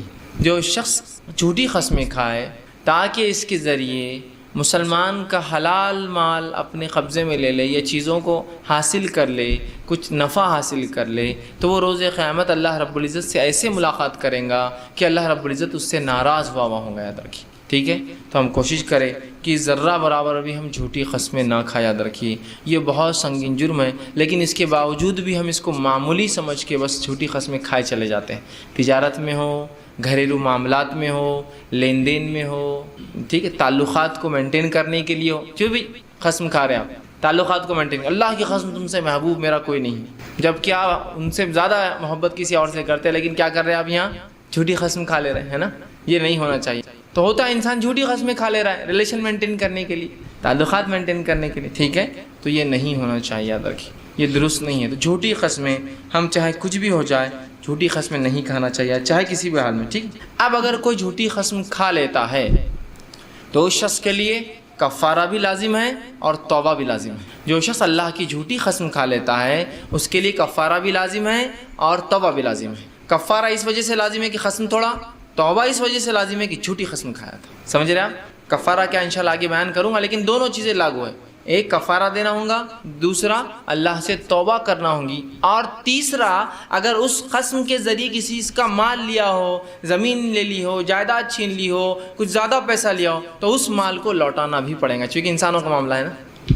تو اگر کوئی انسان جھوٹی قسم کھاتا ہے تو اس پہ کفارہ لازم ہے، توبہ لازم ہے، اور اس قسم کے ذریعے مسلمان کا مال جو اس نے لوٹا ہے اس مال کو واپس دینا بھی اس پر اسی وقت لازم ہے، یاد رکھیں، ٹھیک ہے۔ یہ تھا پہلا قسم کی، وہ ہے جھوٹی قسم، اس پہ کفارہ بھی لازم ہے اور اس کے بعد توبہ بھی لازم ہے اور اس مال کو لوٹانا بھی اس پہ لازم ہے۔ اب دوسری قسم کی جو قسم ہے وہ ہے لغو قسم۔ لغو قسم کیا ہوتی ہے؟ یہ وہ قسم ہوتی ہے جس کے اندر انسان واللہ بلا واللہ، مطلب عام اعتبار سے بول دیتا ہے اللہ سے یار یہ کام میں نہیں کرتا، واللہ میں نے یہ کام نہیں کیا، واللہ فلاں، یہ لغو قسم ہے۔ لغو قسمیں وہ قسمیں ہوتی ہے جو انسان اپنی بات چیت کے اندر عام طور سے بس بک دیتا ہے، بول دیتا ہے، بنا سوچے سمجھے، وداؤٹ اینی انٹینٹ، کوئی نیت نہیں بس، لیکن وہ اس کے بات کرنے کا، اس کی زندگی کے اندر الفاظ ادا کرنے کا طریقہ ہوتا ہے۔ جیسا کوئی کرتے واللہ میں نے یہ کام نہیں کیا، بلا واللہ اللہ اس چیز پر گواہ میں نے نہیں کیا، ٹھیک۔ تو یہ لغو قسمیں ہوتی، یاد رکھیے لغو قسمیں۔ تو لغو قسمیں جو زبان کی نوعیت ہوتی ہے اللہ اس پر بھی گرفت نہیں کرتا انسان کی، یاد رکھیے، لیکن مکروہ ہے ایسا کرنا، اور کوشش کرے کہ ایسی باتیں آپ منہ سے نہ نکالیں۔ ہمارے پاس ہندوستان کے ماحول میں اور ہماری زبان میں لغو قسموں کی بہرحال بہت کم گنجائش ہے، ہم لوگ ویسے قسمیں نہیں کھاتے ہیں، لیکن عربی زبان میں اور ہندوستان سے ہٹ کر دیگر ممالک میں جیسا کہ بالخصوص پاکستان میں، یہاں جو ہے یہ قسمیں بہت رائج ہیں۔ جیسا کسی بھی عرب سے بات کرتے واللہ، شروع ایسا کریں گا، شروعات ہی کریں گا اللہ سے، واللہ واللہ میں ایسی شروع کریں گا۔ یا پھر کوئی پاکستانی ہو تو ان کی بھی عادت ہوتی واللہ آج تو ایسا ہوا، واللہ ہمارا ایسا ہو گیا آج کا۔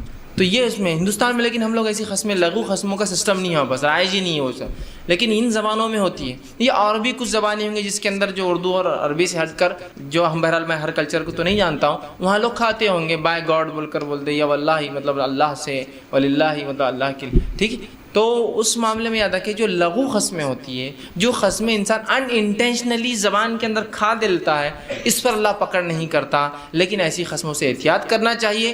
اس کو کراہت سے دیکھا گیا ہے، اس کو منع کیا گیا ہے۔ اللہ رب العزت ایسی قسموں کے تعلق سے جو بنا سوچے سمجھے انسان کھا لیتا ہے فرماتا ہے اور کہتا ہے، اور اللہ نے کہا سورہ مائدہ سورہ نمبر 5 آیت نمبر 79 میں اللہ نے فرمایا اور کہا لا یؤاخذکم اللہ باللغو فی ایمانکم ولکن یؤاخذکم بما عقدتم الایمان، کہ اللہ تمہارے اس قسموں پہ تمہاری گرفت نہیں کرتا جو تم باللغو فی ایمانکم، جو بات میں تم بات کے چلن میں بول دیتے ہو، جس کو ہم کہیں گے لغو قسم بولتے ہیں۔ اللہ تمہارا مواخذہ پکڑ ان قسموں پہ نہیں کرے گا جو تم بات میں کر دیتے ہو، البتہ جو جو ارادے کے ساتھ تم خصم کرتے ہو اس خصموں پہ اللہ تم کو پکڑتا ہے، جس کے تعلق سے اللہ نے کہا یؤاخذکم بما عقدتم، کہ جن قسموں کو تم ارادے سے کھاتے ہو. کہ کوئی کہہ رہا ہے کہ کسی نے کہا کہ اللہ گواہ ہے یار یہ چیز، یا واللہ میں نے یہ چیز جو ہے 100 میں خریدی، اس کے بعد بات کرنے میں سمجھو اس نے وہ کر رہا ہے، ان انٹینشنلی بول دیا، اور کوئی کہے رک جاؤ ایک منٹ، کیا تم واقعی میں اللہ کی قسم کھاتے ہو کہ تم یہ چیز 100 میں لائی؟ اب یہاں جو ہے وہ وعدہ لے رہا ہے، اس سے خاص قسم کھلا رہا ہے، چونکہ کچھ لوگوں کی عادت، سمجھو ایک آدمی کی عادت یہ ہے واللہ واللہ واللہ ہر چیز پہ بولتا ہے.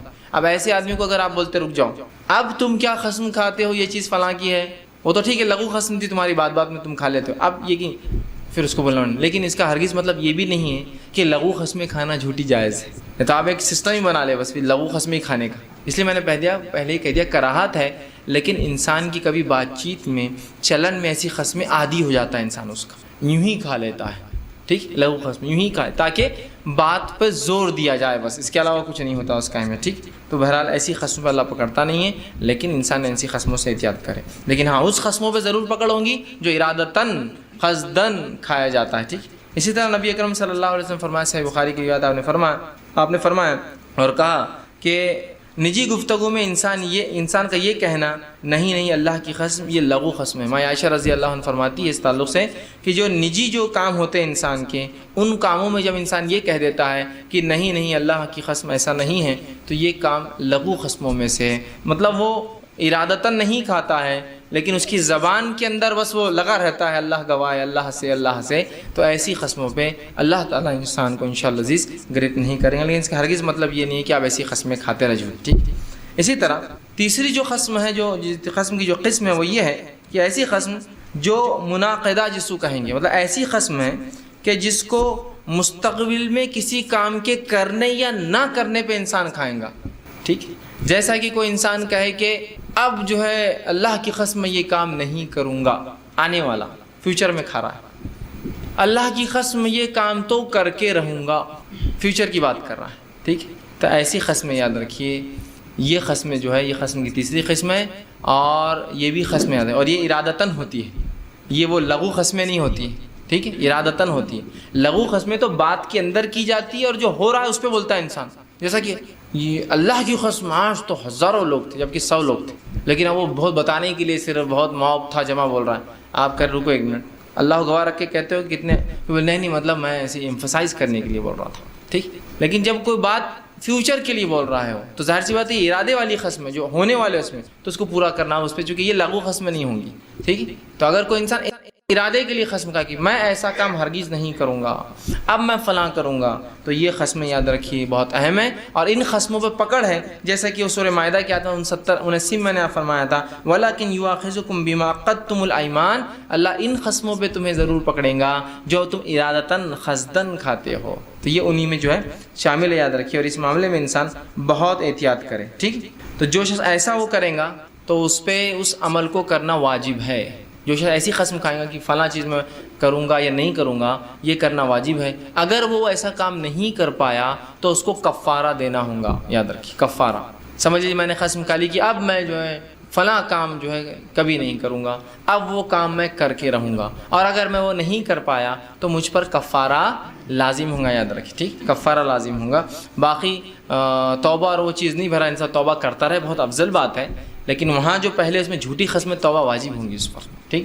لیکن یہاں جو ہے کفارہ اس پہ لازم ہے، ٹھیک. اب جو ہے کفارہ کن قسموں پر نہیں ہوگا وہ بھی دیکھ لیتے ہیں. مطلب کن حالات میں انسان قسم کھا لے تو اس پر کفارہ لازم نہیں ہوگا. اس میں پہلی چیز ہے کہ انسان جو ہے جس کام کے کرنے پر قسم کھائے اور وہ کام جو ہے اس کا کرنے کا ارادہ نہ ہو، لیکن اس کو مجبور کر کے وہ قسم دلائی جائے، تو ایسے معاملے میں انشاءاللہ عزیز اس پر پکڑ نہیں ہے، کوئی کفارہ نہیں. سمجھ لیجئے کہ پورے خاندان والے مل کر آپ پر حاوی ہو کر کہہ رہے کہ تجھے قتل کر دیں اگر تو نے یہ کام نہیں کیا، اس کو نہیں چھوڑا، اس کو طلاق نہیں دی، اس کو فلاں نہیں کی، اور انسان مکمل طور سے انڈر پریشر ہے، مکمل طور سے اب دب چکا ہے، مکمل طور سے اب پریشان ہے، حالانکہ دل سے قطعاً وہ اس چیز کو چھوڑنا، اس شخص کو چھوڑنا، اس کام کو چھوڑنا نہیں چاہتا، لیکن اس پر اتنا زور ڈالا جا رہا ہے کہ کسی کو انتہا نہیں. کہ مثال کے طور پر کوئی کہے کہ تم کتاب و سنت پر نہیں چلو گے، اس کے بغیر تمہارے پاس کوئی چارہ نہیں، ورنہ تم ہمارے ساتھ نہیں رہو گے، ہمارے گھر کو، اور انسان گھر بھی نہیں چھوڑ سکتا، ساتھ بھی نہیں چھوڑ سکتا، اکیلا نہیں رہ سکتا، اس کے حالات نہیں. لیکن اس کو پریشرائز کیا جا رہا ہے. ایسے وقتوں میں جو آپ قسمیں کھا لیتے اس پر کوئی کفارہ نہیں ہے، اس لیے کہ نبی اکرم صلی اللہ علیہ وسلم نے فرمایا، جو مجبوری والی قسمیں ہم کہیں گے عام زبان میں، آپ نے کہا اور آپ نے فرمایا، جو ابن ماجہ کی آپ نے فرمایا رفع عن امتی امت الخطا والنسیان ومستکرہ علیہ. آپ فرماتے میری امت کی خطا، غلطی سے ہونے والے کام، نسیان بھول کر جو آدمی کام کر دیتا ہے، اور ان کا اور جبر کردہ کاموں پر اللہ رب العزت اس کی پکڑ نہیں کریں گا. زبردستی جو کام اس سے کروا لیا جائے اس پہ اللہ پکڑ نہیں کریں گا ایک انسان کی. سمجھ رہے آپ کن کن لوگوں پہ نہیں کریں گے اللہ؟ پہلی چیز کہ میری امت کے کوئی شخص خطا، لا علمی، معلوم نہیں اور کر دیا اس کام، خطا جس کو کہتے ہیں. دوسرا نسیان، بھول جائے انسان اور کر دیا. اور تیسرا فرمایا وہ کام جو زبردستی اس سے کروا جاتے، کرو کیسا نہیں کرتے تم، اور وہ مجبور ہو جاتا ہے اور وہ کر دیتا ہے، ان پر اللہ اس کی پکڑ انشاءاللہ نہیں کریں گا. تو اگر ایسی کو خصم کھلا دے رہا ہے کہ کھاؤ خصم، تو اس کے بغیر نہیں ہو سکتا، نہیں تو تمہاری جان ہم لے لیں گے اگر تم یہ خصم نہ کھاؤ، ہوتا ہے نا، ایسے حالات آ سکتے ہیں، اور انسان ایسا پھر کر دے غلط کام، تو اللہ سبحانہ تعالیٰ اس کی پکڑ نہیں کرتا، یاد رکھیں. ٹھیک. دوسری چیز، ٹھیک ہے، ایسی خصم جس میں خصم کھانے والا خصم کھاتے وقت انشاءاللہ کہہ دے، اس معاملے میں بھی اس کی پکڑ پھر نہیں ہوگی، اس لیے کہ اس نے اپنی خصم کو کنڈیشنل بنا دیا. انشاءاللہ العزیز اگر وہ شخص ملا تو میں اس ساتھ یہ کر کے رہوں گا، انشاءاللہ العزیز تم دیکھو گے کہ یہ کام اب میں کبھی نہیں کروں گا، انشاءاللہ میں جو فلاں چیز کو چھوڑ دوں گا. تو جو قسمیں انشاءاللہ کے ساتھ کہی جاتی ہے تو رسول اللہ فرماتے ہیں اس معاملے میں پھر اس کا مواخذہ نہیں ہوگا، کفارہ نہیں، اس لیے کہ اللہ کے رسول صلی اللہ علیہ وسلم فرمایا، جامع ترمذی اور سنن نسائی کی روایت آپ نے فرمایا، من حلف فقال انشاءاللہ، جس نے قسم اٹھا لی اور کہا انشاءاللہ، اللہ چاہا تو، لم یحنث، تو اللہ کے رسول فرماتے ہیں اور انشاءاللہ کہہ دی اور پھر اس کو پورا نہ کر سکے تو وہ قسم توڑنے والا نہیں ہوگا. جو شخص کسی قسم کے ساتھ انشاءاللہ لگا دے تو وہ قسم توڑنے والا پھر نہیں ہوگا، یاد رکھیے، اس لیے کہ اس نے اس بات کو اللہ پہ کر دیا کہ انشاءاللہ تم دیکھو گے، اللہ گواہ ہے، اللہ کی قسم، انشاءاللہ تم دیکھو گے کل ہم جیتیں گے. لیکن اس کو کل کا اللہ کا فیصلہ نہیں پتا تھا اور کل آپ ہار گئے تو کوئی مسئلہ نہیں، اس لیے کہ آپ نے انشاءاللہ اٹیچ کر دیا تھا کہ اللہ نے چاہا تو کل ہم ضرور جیتیں گے، اللہ کی قسم. ٹھیک. یا انشاءاللہ کے ساتھ آپ کوئی چیز کہہ دیں کہ انشاءاللہ اگر جو ہے اللہ نے چاہا تو میں یہ کام کبھی نہیں کروں گا، لیکن اب اس کا ہرگز مطلب نہیں ہے کہ میں آپ کو ایک راستہ بتا رہا ہوں کہ آپ انشاءاللہ کہ پوری جھوٹی باتیں کہیں، یا جہاں واجب ہے وہاں بھی آپ انشاءاللہ کہہ دیں کہ فلاں. ٹھیک.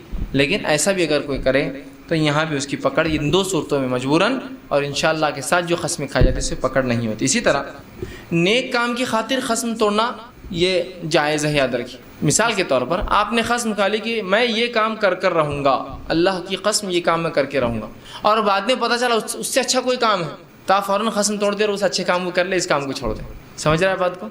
یا کبھی کوئی انسان ایسی قسم کھا لے کہ قسم اللہ کی میں تمہارے گھر میں نہیں آؤں گا، رشتہ توڑ رہا ہے، اور کچھ دن بعد وہ سوچے کہ رشتہ توڑنا بہت بڑا گناہ ہے بنسبت اس کے کہ رشتہ قائم رکھنا، پھر وہ اپنی قسم کو توڑ دے، اس لیے کہ ابھی کیا کر رہا ہے، وہ ایک اچھی چیز پہ اس نے قسم کھا لی، ایک غلط کام پہ اس نے قسم کھا لیا کہ رشتہ توڑنے پہ قسم کھا لیا، نہیں جانے پہ قسم کھا لیا. سمجھ رہا بات؟ تو یہاں یہ ضروری ہے کہ انسان ایسی قسموں کو پھر توڑ دے جس میں وہ قسمیں جب کھاتا ہے تو اس سے اچھا کوئی کام اس کو مل جائے. جیسا کہ قسم کھا لی رشتہ توڑنے کی، لیکن اس کو پتا رشتہ جوڑنا زیادہ ثواب کا باعث ہے، اور رشتے قائم کرنے والے کو سب سے آسان فرماتے ہیں سب سے جلدی اجر اگر کسی کو دنیا میں کسی نیکی کا ملتا ہے تو وہ رشتے قائم کرنے والے کو ملتا ہے، سب سے جلدی اس کو اللہ بدلا دیتا ہے، جو رشتوں کو قائم کرتا ہے. سب سے جلدی کسی نیکی کا اگر آپ کو بینیفٹ دنیا میں ملتا ہے تو وہ رشتے قائم کرنے والے کو. تو آپ نے رشتہ توڑ دیا، یہاں تو رشتے قائم کو تو آپ کہتے چلو اس ختم کو توڑتا ہوں، اس کا کفارہ ادا کر دیجئے اور وہ نیک کام کر لیجیے. نبی اکرم صلی اللہ علیہ وسلم ایسی چیز کے تعلق سے فرماتے ہیں اور کہتے ہیں، بلکہ قرآنی آیت اللہ فرماتا ہے سورہ بقرہ سورہ نمبر 2 آیت نمبر جو ہے 224 میں اللہ نے فرمایا کہا وَلَا تَجْعَلُوا اللَّهِ عُرْضَةً إِلَّا أَيْمَانِكُمْ أَن تَبَرُّوا وَتَتَّقُوا وَتُصْلِحُوا بَيْنَ النَّاسِ. اور اللہ کو اپنی قسموں کا ہدف نہ دو، مطلب اپنی قسموں کو آڑ نہ بناؤ، کس معاملے میں کہ نیکی اور پرہیزگاری نہ کرو اور لوگوں میں صلح صفائی نہ کرو. مطلب ایسی قسم مت کھا لو کہ میں کوئی نیکی صلح صفائی اچھا کام نہیں کروں گا، ٹھیک، بلکہ ایسی قسموں کو توڑ دینا چاہیے. رسول اکرم صلی اللہ علیہ وسلم فرماتے اور کہتے ہیں اور فرمایا اور کہا جب تو کسی، یہ صحیح مسلم کی روایت ہے، جب تو کسی بات پر قسم اٹھا لے اور پھر اس کا غیر اس سے بہتر جانے تو بہتر ہے کہ اپنی قسم کا کفارہ ادا کر دے. تو نے ایک قسم کھا لی اور اس سے بہتر اس کا مخالف ہے تو فوراً اپنی قسم کو توڑ دے اور اس کا کفارہ ادا کر دے. مطلب اچھائی کے معاملے میں ہم نے قسم کھا کے اپنے آپ کو لمٹ نہیں کرنا چاہیے. بلکہ اگر اس سے اچھا کچھ ملے قسم کا کفارہ ادا کیجیے اور آگے بڑھ جائیے، ٹھیک ہے۔ تو یہی بات یہاں ہے کہ جب کوئی کام آپ کو اچھا ملے، آپ فرما رہے ہیں کہ جب تو کسی پر قسم اٹھائے پھر اس کا غیر مطلب اس کا اپوزٹ جو ہے اس سے بہتر جانے، تو بہتر ہے کہ تو اپنی قسم کو توڑ کے کفارہ ادا کر دے۔ تو ایسے معاملے میں جب آپ نے کسی نیکی پہ قسم کھا لی یا غلط چیز پہ کھا لی، آپ اس کو توڑ دیں اور خیر چیز کو، اچھی چیز کو پھر فوراً لے لیں، اس کا آپ کو کفارہ ادا کرنا پڑے گا، لیکن ٹھیک ہے۔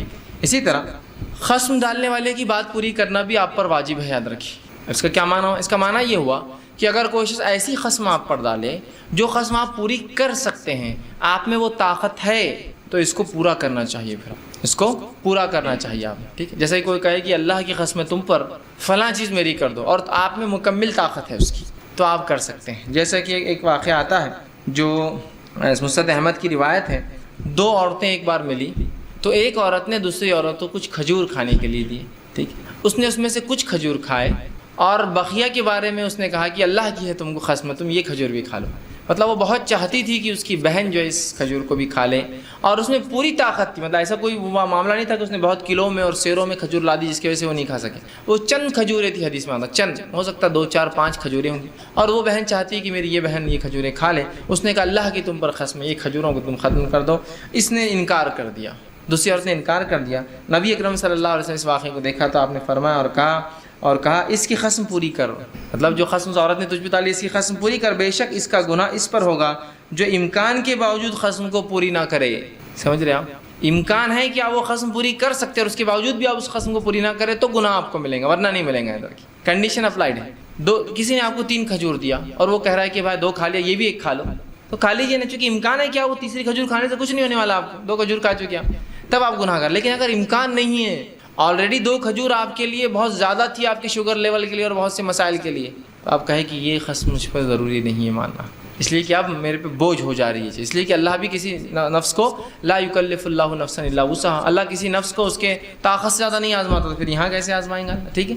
لیکن اگر کوئی ایسی قسم ڈالتا ہے جو آپ پوری کر سکتے ہو تو ضرور اس کو پوری کرنے کی کوشش کرے۔ جیسا کہ اگر آپ کو حاکم وقت ہے اور آپ کے اس پاور سے آپ کچھ کر سکتے ہیں مسلمان، اور کوئی آگے اللہ کی قسم ہے تم کو یہ کام تو امت کا کرنا ہی ہوگا، اور مکمل طاقت ہونے کے باوجود آپ نہ کرو تو آپ گناہ گار ہیں۔ لیکن اگر طاقت نہیں، آپ کوشش کر رہے ہیں اور جہاں تک ہو سکتا کوشش تو کر رہے ہیں لیکن وہ کام نہیں ہو سکتا، تو پھر اللہ اس معاملے میں آپ کو چھوڑتا ہے۔ تو اگر قسم آپ کو دی جائے تو اس کو بھی کرنا چاہیے، لیکن اس کا ہرگز مطلب نہیں، بہت سی بار عورتوں میں یہ بات بہت ہوتی ہے، تم کو قسم ہے یہ تم کو کرنا ہی پڑے گا، یا حسد اور جلن کی بنیاد پہ قسمیں ڈال دیتی، تم کو قسم ہے تم وہ کپڑے نہیں پہننا اس دن کیونکہ میں پہنوں گی اس دن۔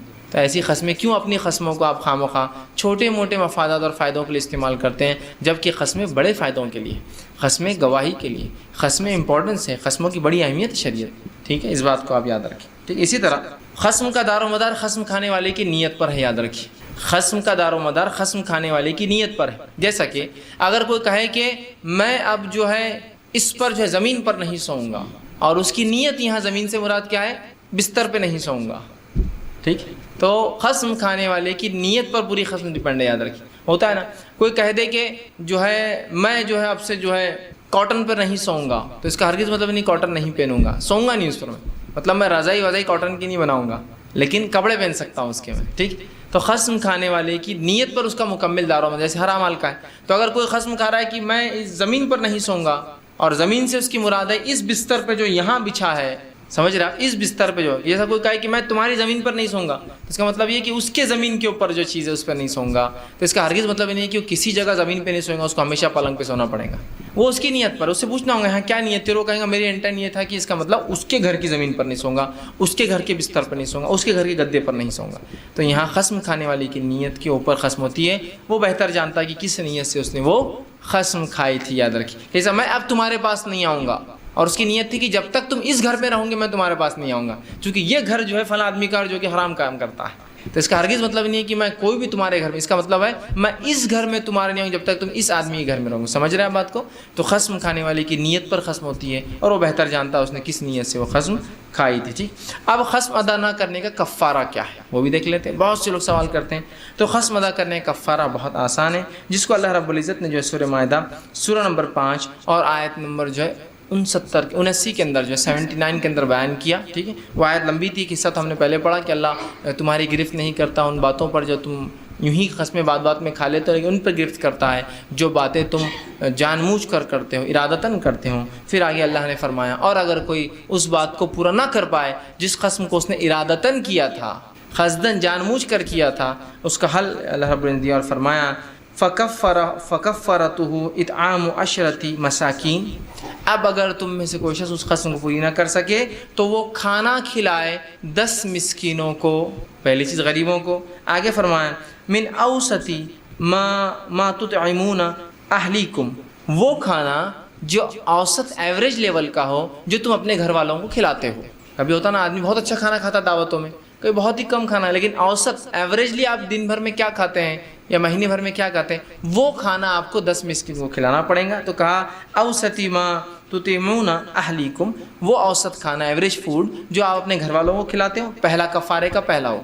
پہلے کیا کرنا ہے، اگر آپ نے قسم کو توڑنا ہے، کفارہ ادا کرنا ہے، تو پہلا چاہے قسم جھوٹی تھی، چاہے قسم جو ہے قصدن تھی لیکن اب مجبوراً توڑنا پڑا، یا قسم ایسی تھی کہ اچھا کام مل جائے اس سے تو آپ توڑ رہے ہیں، تو کسی بھی صورت میں آپ کو جو دینا کفارہ پہلا 10 مسکینوں کو کھانا کھلانا، وہ کھانا جو ایوریج فوڈ آپ کھاتے ہیں ایک وقت کا۔ اب الگ الگ 10 کھلا دیجئے یا ایک ساتھ بلا کے 10 کو کھلا دیجئے، یہ ڈیپینڈ ہے، لیکن 10 مسکینوں کو۔ آگے اللہ نے فرمایا اور فرمایا او کسوتہم، یا پھر ان کو کپڑے پہنا دے 10 لوگوں کو، 10 کو کھانا کھلائے، پہلی شرط کنڈیشن کفارے کی۔ 10 کو نہیں کھلانا ہے کھانا تو پھر 10 کو کپڑے پہنائیں، ایسی بھی کنڈیشن ہو سکتی ہے، ٹھیک ہے۔ دوسری چیز مطلب لیکن قرآن کی ترتیب کو فالو کرنا ضروری ہے، یاد رکھیے سیکوینسنگ فالو کرنا ضروری ہے۔ تو پہلا 10 مسکینوں کو کھانا، دوسرا 10 مسکینوں کو کپڑا، پھر فرمایا او تحریر رقبہ، یا پھر کسی غلام مسلم مومن غلام کو آزاد کر دے، تحریر کر کے دے دے کہ بھائی اتنا کام کرے بعد تو آزاد ہو جائے گا، یا تجھے میں نے آزاد کر دیا قسم کے کفارے کے بدلے، ٹھیک ہے، یا تو پھر مسلم لونڈی یا مسلم غلام کو آزاد کر دے۔ تیسری چیز آگے اللہ نے فرمایا لم یجد فصیام 3 ایام، اور اگر کوئی یہ سب بھی نہ کر پائے، مطلب 10 مسکینوں کھانا نہیں کھلا سکتا، 10 مسکینوں کپڑے نہیں پہنا سکتا، ایک غلام آزاد نہیں کر سکتا، تو کیا کرے؟ پھر فرمایا 3 دن کے وہ روزے رکھے۔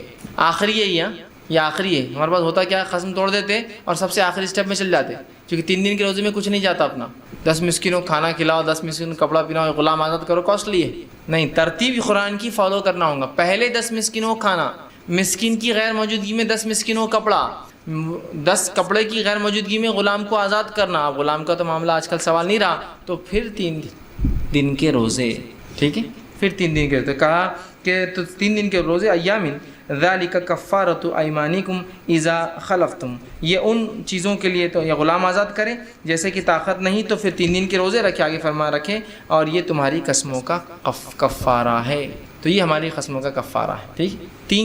4 چیزیں جو آپ کر سکتے ہیں، پہلا اسٹیپ وائز 10 مسکین کو کھانا، 10 مسکین کو کپڑا، ایک غلام مسلم لونڈی یا غلام آزاد کرنا، اور چوتھا کچھ نہ ہو تو پھر 3 دن کے روزے رکھنا۔ روزوں کے تعلق سے آپ ایک ساتھ بھی رکھ سکتے ہیں اور الگ الگ بھی رکھ سکتے ہیں، جیسی آپ کو سہولت، صحت، حالات ہو آپ بہرحال اس میں کر سکتے ہیں۔ تو یہ تھا قسموں کا بہرحال کفارہ۔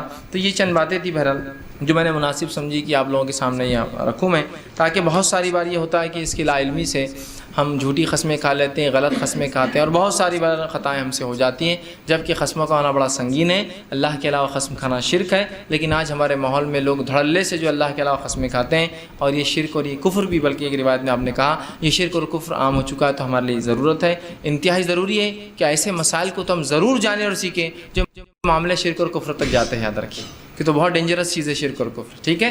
تو بہرحال اگر ہم نے ایسی قسمیں کھائی تو اللہ سے توبہ کرے ایسی قسموں پر، اور ان قسموں کو آپ نبھا نہیں سکتے، یاد رکھیں، لیکن وہ وعدے باقی ہے۔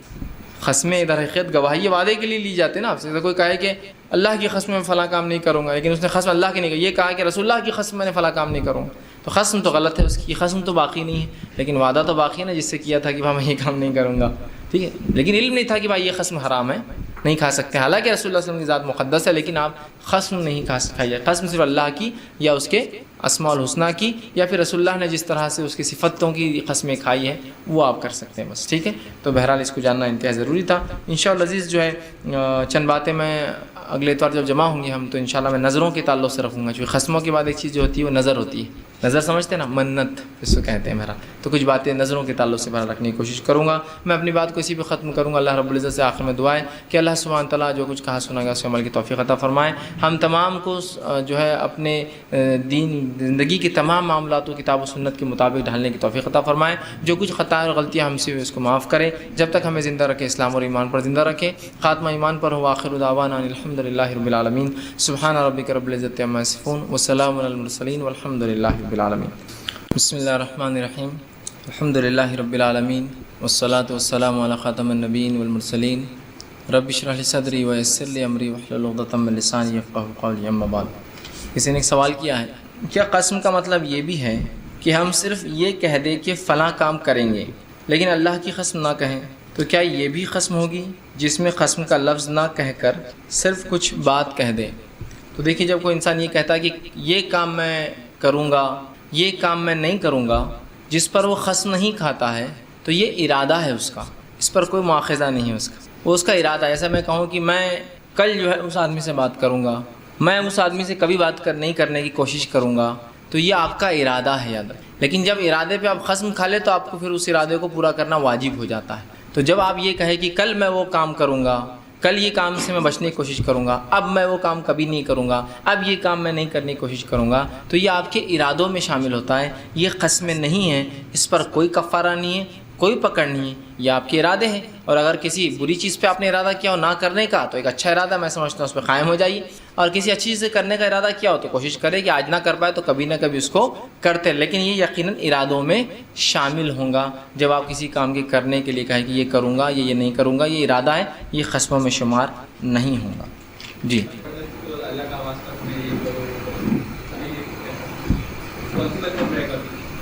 بھائی نے ایک سوال کیا کہ کچھ لوگ زبردستی جو ہے واسطہ دے دیتے ہیں یا قسم ڈال دیتے ہیں کہ وہ اللہ کے لیے یہ کام میرا کرو، اللہ کا واسطہ، اللہ کی قسم تم پر یہ کام، زبردستی۔ تو میں نے یہ بات واضح کر دی آپ کو جو حدیث میں ہے کہ وہ کام جو آپ کر سکتے ہیں اور اس کام پر کوئی آپ کو جو ہے واسطہ دے اللہ کا یا قسم دے اللہ کی، تو آپ کو اس کو پورا کرنا ہوگا۔ لیکن کوئی ایسا کام جو آپ نہیں کر سکتے، لوگ زبردستی آپ سے کروا رہے ہیں، تو یاد رکھیں اس پر آپ کا کوئی مواخذہ نہیں ہے۔ جیسا کہ کوئی کہہ دے کہ تم کو اللہ کی قسم تمہاری بیٹی ہماری بیٹے کو دینا، اور اس کو کوئی ارادہ نہیں دینے کا، تو کہہ دے بھائی نہیں، اس لیے کہ یہاں میں، میری بیٹی اور بہت ساری چیزیں انوالو ہوتی ہیں، نکاح کوئی معمولی چیز نہیں، اس میں بہت ساری چیزیں انوالو ہے، وہ دیکھی جائیں گی اور مجھے وہ پسند نہیں، سمجھ رہے بات کو؟ یا کوئی کہ اللہ کی قسم ہے تم 10 لاکھ روپے میرے کو دوں گے اگلے مہینے، اور اسی کوئی استطاعت نہیں ہے، اور وہ ہے بھی تو وہ دے نہیں سکتا، اس لیے کہ اس کے حالات نہیں اور مکلف نہیں اس پہ، اس لیے کہ رقم انوالو ہے، کچھ ہو جائے تو بڑا مسئلہ ہے، تو کہہ دے بھائی تم ایسی قسم ڈال رہے ہو جو میں پوری نہیں کر سکتا ہوں، لیکن ہاں ایسی قسمیں کوئی ڈالے جو آپ پوری کر سکتے ہوں تو وہ کر دیجیے۔ کوئی کہے کہ بھائی اللہ کی قسم تم کو، اللہ کا واسطہ کل دعوت میں ضرور آؤ یار ہماری، اور آپ ہے بھی شہر میں، آپ خالی بھی ہیں، تو چلے جائیے نا، سمجھے؟ تو جو کام آپ کر سکتے اس پر ہے، جس پر جو آپ کام نہیں کر سکتے ممکن نہیں ہے اس پر انشاءاللہ آپ کا مواخذہ بھی نہیں ہے، ورنہ لوگ اس کو اپنے کام کرانے کا ذریعہ ہی بنا لیتے قسمیں۔ بہت سی بار اللہ کی قسم کو یہ کر دو، یا فقیر آ گیا اللہ کا واسطہ تم جو ہے فلاں دے دو، اور وہ تو پورا گھر بھی دے تو اس کو سکون ہونے والا نہیں ہے اپنا، ٹھیک؟ تو ظاہر سی بات ہے وہ مکلف نہیں ہے ہم اس کے، ہر اس کے وہ کام ہم کر سکتے جس کے ہم مکلف ہے اور جو ہم اس کی مدد کر سکتے ہیں۔ کسی نے ایک سوال کیا، اگر کسی انسان کو یہ بات یاد نہ ہو کہ اس نے ماضی میں پاسٹ میں جو اللہ کی قسمیں کھائی تھی اور وہ پوری بھی کی یا نہیں، تو کیا ان قسموں کا کس طرح کفارہ ادا کرے یا نہ کریں؟ دیکھیے، اب سب سے پہلی چیز تو یہ کہ جو قسمیں آپ نے کھائی تھی اور آپ بھول گئے، کوشش کریں کہ آپ یاد کریں آپ نے کتنی قسمیں کھائی تھی، یاد آتی ہے کہ کتنی قسمیں کھانے سے مراد کتنی توڑی تھی، ہاں کفارہ توڑنے کی ہوتا ہے، کتنی قسمیں توڑی تھی اگر یاد ہے تو ان سب کا کفارہ آپ کو فردن دینا ہوگا۔ ایسا وہ پہلے وہ توڑا تھا، پھر دوسرا یہ توڑا تھا، تیسرا تو 3 توڑا، 10 مسکین 10 مسکین 10 مسکین، مسکین نہیں تو پھر کپڑے ہوئے، غلام آزاد کرنا، یا پھر 3 روزے 3 روزے 3 روزے، لیکن اب آپ کو یاد نہیں ہے۔ لیکن اتنا تو آپ کا شک بتا رہا ہے کہ ایک تو باقی، جب بھی آپ کو یاد آ رہا ہے کہ کچھ نہ کچھ تو باقی ہے میرے پہ پینڈنگ، کہ قسم کھائی تھی پوری نہیں کی، تو آپ جو اس معاملے میں کم از کم ایک قسم توڑنے کا تو کفارہ دیجیے۔ اگر کسی انسان کو یاد ہو کہ قسم تو توڑی ہے لیکن یہ یاد نہ ہو کتنی، تو کم از کم ایک تو یاد آ رہی ہے اسے توڑیے، تو پھر وہ ایک کا کفارہ تو منیمم دے دیں۔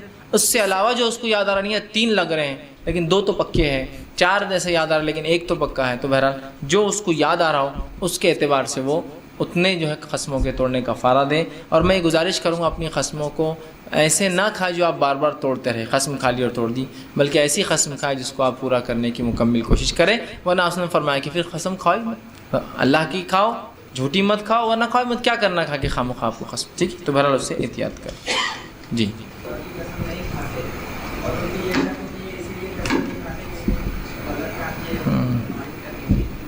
بھائی نے ایک سوال کیا کہ اگر کوئی شخص ہے جو اس کو لوگ بول رہے ہیں کہ تم ماں باپ کی قسم کھاؤ، اور وہ بول رہا ہے کہ میں اللہ کی قسم کھاتا ہوں، ماں باپ کی نہیں کھا سکتا ہوں، تو وہ لوگ کہہ رہے ہیں کہ پھر ہم کو شک ہے تم نے کچھ کیا اس لیے ماں باپ کی نہیں کھا رہے.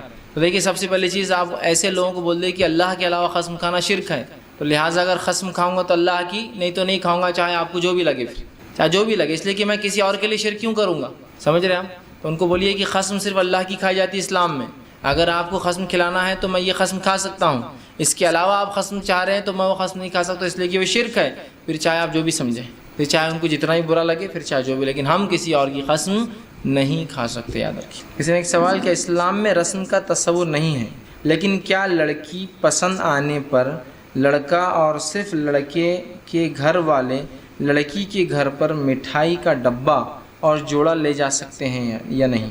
کسی نے کہا کہ دیکھیے اسلام میں تصور نہیں ہے، لیکن اگر کوئی لڑکی پسند آئی تو صرف لڑکی گھر پر جو ہے مٹھائی کا ڈبہ اور کیا جوڑا لے جا سکتے ہیں. ٹھیک، تو دیکھیے سب سے پہلی چیز تو یہ کہ اگر کوئی کسی کو لڑکی پسند آتی ہے، ٹھیک، اور وہ اسی لڑکی سے نکاح کرنے کا ارادہ کرتا ہے، تو میں کہوں گا وہ ایک مٹھائی کے ڈبے اور جوڑے میں نکاح ہو جا سکتا ہے.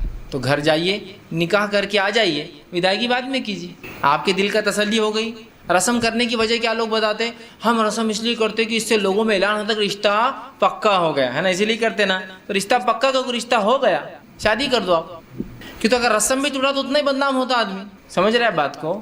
طریقہ تو پورا وہی لوگ جمع ہو رہے اتنا ہی ہو رہا، بلکہ رسم کے لیے بھی میں نے دیکھا گھر کے بوڑھے جمع ہوتے ہیں، ایک عالم صاحب کو بلاتے اور ایک فہرستیں پڑھتے، آج بروز فلاں بنت فلاں بن فلاں فلاں ابن فلاں ان دونوں کا رسم طے پا رہا ہے، رسم کے اندر جو ہے یہ لوگ موجود ہیں اور اس میں فلاں فلاں جوڑے دیے جائے رسم کے لیے، جیسا کہ وہ نکاح کا اعلان کر رہا ہے کہ مہر کتنا اور فلاں ہے نا. تو میں کہوں گا کہ رسم کا کوئی شریعت میں تصور نہیں ہے. اگر آپ کو اس کی اجازت دے دی جائیں گی کہ ایک مٹھائی کا ڈبہ اور جوڑا لے جائے، تو پھر ایک مٹھائی کی جگہ میں کروڑ پتی ہوں، میں 100 جوڑے اور 100 کنٹل مٹھائی لے جانا چاہ رہا ہوں، تو اس کی بھی جواز مل جائے گا. اور کوئی اس سے زیادہ مالدار رہا تو وہ کہیں گا بھائی میں ایک ایروپلین دینا چاہ رہا ہوں گفٹ میں اس کو نکاح سے پہلے، اور فلاں کرنا چاہ رہا ہوں، اور 10-20 ہزار لوگ میرے دعوتی بن جائیں. تو پھر جس چیز کو شریعت نے بڑے پیمانے میں کیا تو چھوٹے پیمانے میں بھی غلط ہوگا. تو لہٰذا آپ صرف شادی کر سکتے ہیں، اس کے علاوہ رسومات نہیں. ہاں یہ الگ بات ہے کہ آپ کسی کو پسند کرنے جائے یا کسی کو خوش ہو کر کچھ تحفتاً دے، شریعت اس کی اجازت دیتا ہے، وہ کبھی بھی ہو سکتا ہے وہ چیز. جیسا مثال کے طور پر کچھ لوگ بچوں کو دیکھتے ہیں جب تو کچھ پیسے نکال کر دیتے ہیں، یہ تحفہ ہے، یہ کوئی رسمن نہیں. تحفتاً کی بچے سے ملے پہلی بار کسی کے تو کچھ دینا چاہیے ان کو. یا عید کے دن جو ہے بچے آتے ہیں تو بڑے ان کو تحفتاً کچھ پیسے دیتے، عیدی بولتے ہیں ہمارے پاس ہے نا، لیکن نہ وہ سنت ہے نہ کوئی واجب ہے، لیکن کوئی اس کو دین کا حصہ سمجھ کے نہیں کرتا، بس ایک خوشی میں جو ہے لوگ جو ہے ایک دوسرے کو وہ کر رہے ہیں. سمجھ رہے ہیں آپ بات کو؟ تو لہٰذا اگر کوئی کسی کی لڑکی پسند آ جائے اور وہ خوشی میں کہہ دے کہ بھائی یہ مٹھائی ہماری طرف سے آپ کھائیے، ایک الگ چیز ہے، لیکن اس کے لیے دن طے کر کے ہم فلاں دن آ رہے، 5 لوگ ہمارے، 10 لوگ آپ کی بہت چلیں گا، ان کے ابو آئیں گے، ان کے چچا آئیں گے، کوئی ضرورت نہیں اس کے لیے. آپ کسی کے ہاتھ سے بھیج دیں کہ بھائی یہ ہماری طرف سے تحفہ، آپ کی بچی ہم کو پسند آ گئی. کوئی آنے اور جانے کی ضرورت نہیں، میں یہ بولنا چاہ رہا ہوں. ورنہ آنے جانے کی اجازت ایک مٹھائی کے ڈبے اور ایک جوڑے کو دی جائیں گی تو پھر 100 جوڑے اور 100 مٹھائی کے ڈبے بھی لازماً حلال ہو جائیں گے. پھر لہٰذا اس کا تو کسی بھی لحاظ سے نہیں. آپ کو لگ رہا ہے کچھ تحفتاً دینا چاہیے ایک دوسرے کو، تو جسٹ آپ کسی کے ہاتھ سے بھیج دیجیے کہ بھائی یہ تحفہ ہے، جس کے لیے کوئی فارمیلٹیز نہیں ہوں گی.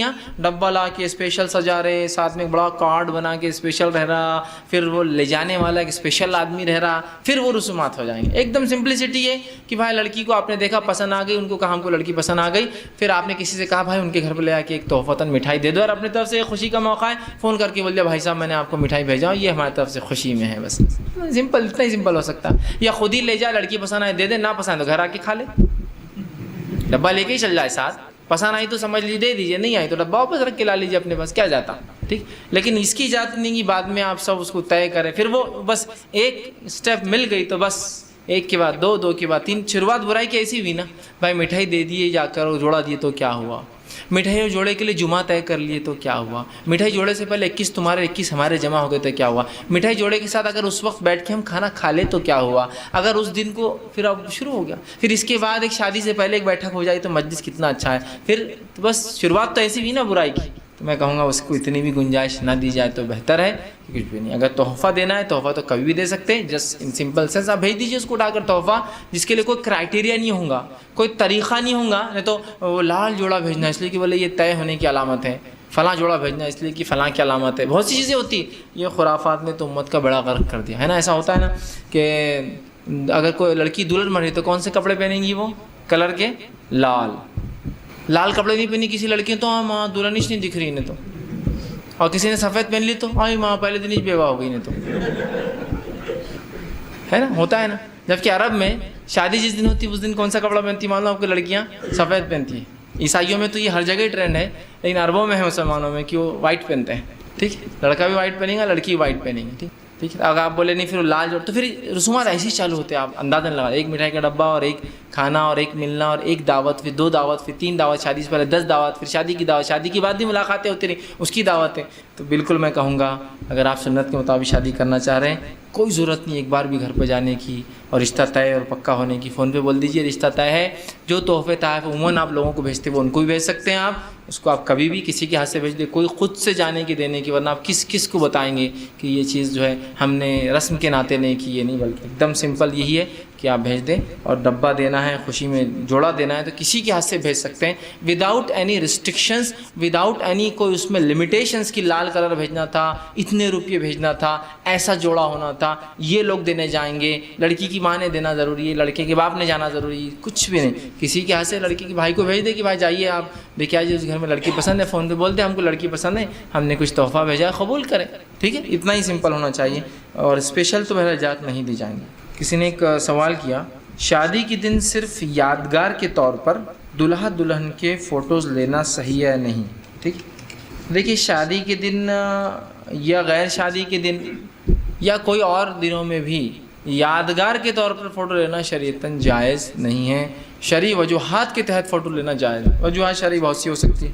خبریں پہنچانا ہو سکتا ہے، انفارمیشن دینا ہوتا ہے، آئیڈینٹیفیکیشن ہو سکتا ہے، بہت چیزیں ہو سکتی ہیں. تو شرعی ضرورتوں کے علاوہ تصویر لینا یا بنانا شریعت نے جائز نہیں. یاد رکھیے یہ بات کو آپ ذہن نشین کر لیں. ٹھیک، بہت سے لوگ ہوتے ہیں میں شادی میں یادگار، کیا یادگار رکھنا چاہ رہے ہیں آپ بولیے؟ ایسی کیا چیز ہوتی ہے اس میں جو آپ کو یاد رکھنا ہے؟ وہی آدمی آپ کو زندگی بھر ملیں گا، یہی عورت اور لڑکی آپ کو زندگی، کیا یاد رکھنا ہے اس میں؟ زندگی بھر یاد کریں گے 10 سال بعد ہم اتنے جوان تھے شادی ہوئی تھی، پھر اس کے بعد 20 سال بعد یاد کریں گے ہم اتنے جوان تھے ہماری شادی ہوئی تھی. ضرورت کیا ہے اس کی؟ وجہ کیا ہے اس کی؟ کوئی ریزن نہیں ہے. کیا یادگار مطلب مجھے سمجھ میں نہیں آتا یہ کون سی یادگار ہے، اس کے کیا بینیفٹس ہوتے ہیں، مجھے کچھ نہیں اس میں پلے پڑتا ہے. اس کے نقصانات لیکن بہت زبردست ہوتے ہیں، یاد رکھیں، جس کو ہم اندازہ بھی نہیں لگا سکتے کیا کیا نقصانات ان چیزوں کے ہو سکتے ہیں. یاد رکھیں اس لیے کہ دنیا میں جو سب سے پہلے شرک آیا اس کی وجہ تصویر ہی تھی.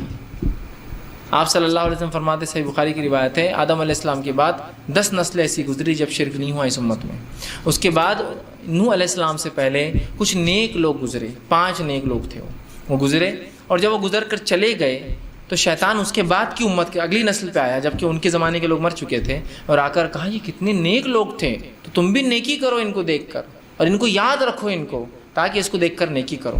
تو لوگ ان کو یاد کر کے نیکیاں کرتے تھے. اس کے بعد کی نسل کے پاس آیا اور کہا کہ یہ لوگ کتنے نیک تھے، تمہارے بڑے ان کو یاد کر کے نیکی کرتے تھے، لہٰذا تم ان کی تصویریں بنا لو، اس لیے کہ اب تم کو تو یاد نہیں ہے، لوگ تصویریں دیکھو گے تو پھر یاد آئیں گا تو نیکی کرو گے. انہوں نے کہا ہم کو تصویر نہیں آتی بنا، تو کہا میں بنا دیتا ہوں. اس نے 5 نیک لوگوں کی تصویریں بنا دی. اب لوگ اس کو دیکھ کر نیکی کرنے لگ گئے، تصویروں کی کاپی بنائی، دیکھ کر نیکی کرنے لگ گئے. اگلی نسل کے پاس آیا، کہا تمہارے بڑے ان تصویروں کو دیکھ کر نیکی کرتے تھے، کیا تم کو سمجھ میں نہیں آ رہے تصویریں کیوں ہیں؟ انہوں نے کہا کیوں؟ کہا اس کو دیکھ کر نیکی کرتے تھے تو تم بھی نیکی کرو. اب لہٰذا تصویریں تو خراب ہوتی ہیں، ان کے مجسمے بنا لو، اسٹیچوز بنا لو. کہا ہمیں تو نہیں آتا، کہا میں بنا دیتا ہوں. اس نے 5 لوگوں کے مجسمے بنا کے دے دیے. یہ نسل بھی عبادت میں گیا، مطلب انہوں نیکی کرتے تھے اس مجسمے کو دیکھ کے. اگلی نسل میں اور کہا کہ ان مجسموں کو چوراہوں پر، در و دیوار پر ہر جگہ منسوب کرو تاکہ تم راستوں میں چلو دیکھو نیکی یاد آ جائے، فلاں جگہ گئے دیکھو نیکی یاد آ جائے. پھر لوگوں نے اس نسل کے ہر جگہ بتلوں کو لگا دیا، راستوں پر، چوراہوں پر، ہر جگہ. اس کے بعد کی نسل میں اور بولا کہ تم کو پتہ ہے یہ مجسمے کیوں کھڑے چوراہوں پہ؟ تو کہا نہیں. تو کہا تمہارے بڑے ان کی عبادت کرتے تھے. اور لوگ ان کی عبادت میں لگ گئے. نوح علیہ السلام کے آنے تک تو مکمل مشرک ہو چکی تھی قوم. دیکھ رہے ہیں آپ تصویر وجہ بنی نا, بہت خطرناک چیز ہے. تو لہٰذا تصویر کشی سے جتنا ہو سکتا ہے ہم کو بچنا پڑے گا, سوائے شرعی ضرورتوں کے. یہ یادگاروں کے چکر میں, آپ چونکہ کسی کے لیے یادگار وہ ہے تو آپ کو بولیں گا پھر مرے بھی تو یادگار رہتے نا کہ مرے تھے تو ایسے دکھ رہے تھے. پھر پیدائش بھی تو یادگار ہوتی ہے نا, پھر پیدا ہو رہے تو ایسے دکھے تھے. پھر پیدائش میں دادا گود میں, نانا گود میں, چچا گود میں, ماموں گود میں, بھائی کی گود میں, پھر اب وہ n نمبر آف چیزیں ہو جائیں گی. تو لمٹ یہ لگا دیجئے کہ نو فوٹوز, ختم, نو فوٹوز آن کر دیجئے اپنے گھروں. بہت سے لوگ ہوتے گھروں میں تصاویریں لگاتے, گھر میں چل جاتا تھا پڑ دادا ایسا بندوق لے کے بیٹھے ہوئے, سگڑ دادا لاٹھی ڈال کے کھڑے ہوئے, اس سے پہلے کوئی دادا جن کی ہاتھ سے بنی ہوئی تصویر لگی ہوئی پوری, اور کتاب و سنت کی بات ہو رہی ہے, لیکن یہ نہیں ہٹ سکتا کیونکہ یہ خاندانی شان ہے. تو یہ نو فوٹو زون کر دیجیے اپنے گھروں کو. کوئی پکچر نہیں ہمارے گھر میں, کوئی فوٹو نہیں ہے ہمارے گھر میں, ہم لوگ اس کے عادی نہیں. بہت سے لوگ ہوتے ہیں اپنے چہیتے لوگوں کی فوٹو ان کا کبھی والٹ نکال لے, اور ایسا ہوتا بھی ہے. کوئی بھی انسان کو والٹ نکالے کہ جلدی سے دیکھتا ہے, مطلب لوگ کیوں دیکھتے ہیں والٹ کی طرف جب بھی نکالے تو تصویریں دیکھتے اندر کس کی ہے. اکثر تصویریں لگی والٹ کے اندر, ادھر توحید پرست ہے لیکن ادھر تصویر رکھتا ہے اپنے چہیتے, وہ تصویر دیکھتے بیٹھے ہو. کچھ ہوگا تو تصویر دیکھ رہے ہے نا, ماں کی تصویر, انتقال ہو گیا, باپ کی تصویر. اور پھر جو برائی شروع ہوتی ہے آپ اس کو امیجن نہیں کر سکتے مطلب کیا کیا ہو سکتا ہے. اس لیے کہ اچھے عقیدے پہ قائم رہنا بہت مشکل جاتا ہے, برائی کی طرف ایک دن میں انسان نکل جاتا ہے عقیدے کے معاملے میں خاص طور. تو نو تصویر, نو فوٹو, نو مطلب اس کو وہی قیمت کیجیے. بہت سے لوگ ہوتے ہیں موبائل فون لے لیتے ہیں, بس بیٹا ہنسو کھچاک کھچاک, اس سے تو کوئی مستثنا ہی نہیں, کھچاک. اس کے بعد کیا ہے, بس یوں ہی ڈیلیٹ کر دیتے. پھر تو کھینچتے کیوں, سمجھ رہے آپ؟ تو آپ کھینچ لیں گے, کل کو اس کو رکھ لیں گا, کل کو اس کو پاس کر دیں گا. اس کی بہت برائی یاد رکھیے. ہاں ضرورت کے تحت ایک الگ چیز ہے, ضرورت ہو سکتی ہے, کوئی شرعی ضرورت ہے ایسی ہو سکتی ہے تصویر لینا, لیکن یہاں تو ضرورت نہیں ہے نا کہ بھائی موبائل میں کیمرہ ہے تو بس فوٹو کھینچتے چلو. آپ کس کی بھی کھینچ لے رہے, بس بیٹھے بیٹھے کھینچ لیے, اور کبھی اس کو جوک بنا دے رہے, کبھی اس کو ایڈٹ کر کے اپلوڈ کر دے رہے تصویروں پہ. ایک صاحب نے ایک بار ایک شخص کی فوٹو لی اور اس کے بعد جو ہے اپنے فیس بک پر اپلوڈ کر دیا. فیس بک پہ اپلوڈ کیا تو ایک بنایا تھے فریم پہ مالا لگا اور ان کی تصویر اندر لگی ہوئی, دعا کیجیے بولے ان کے لیے.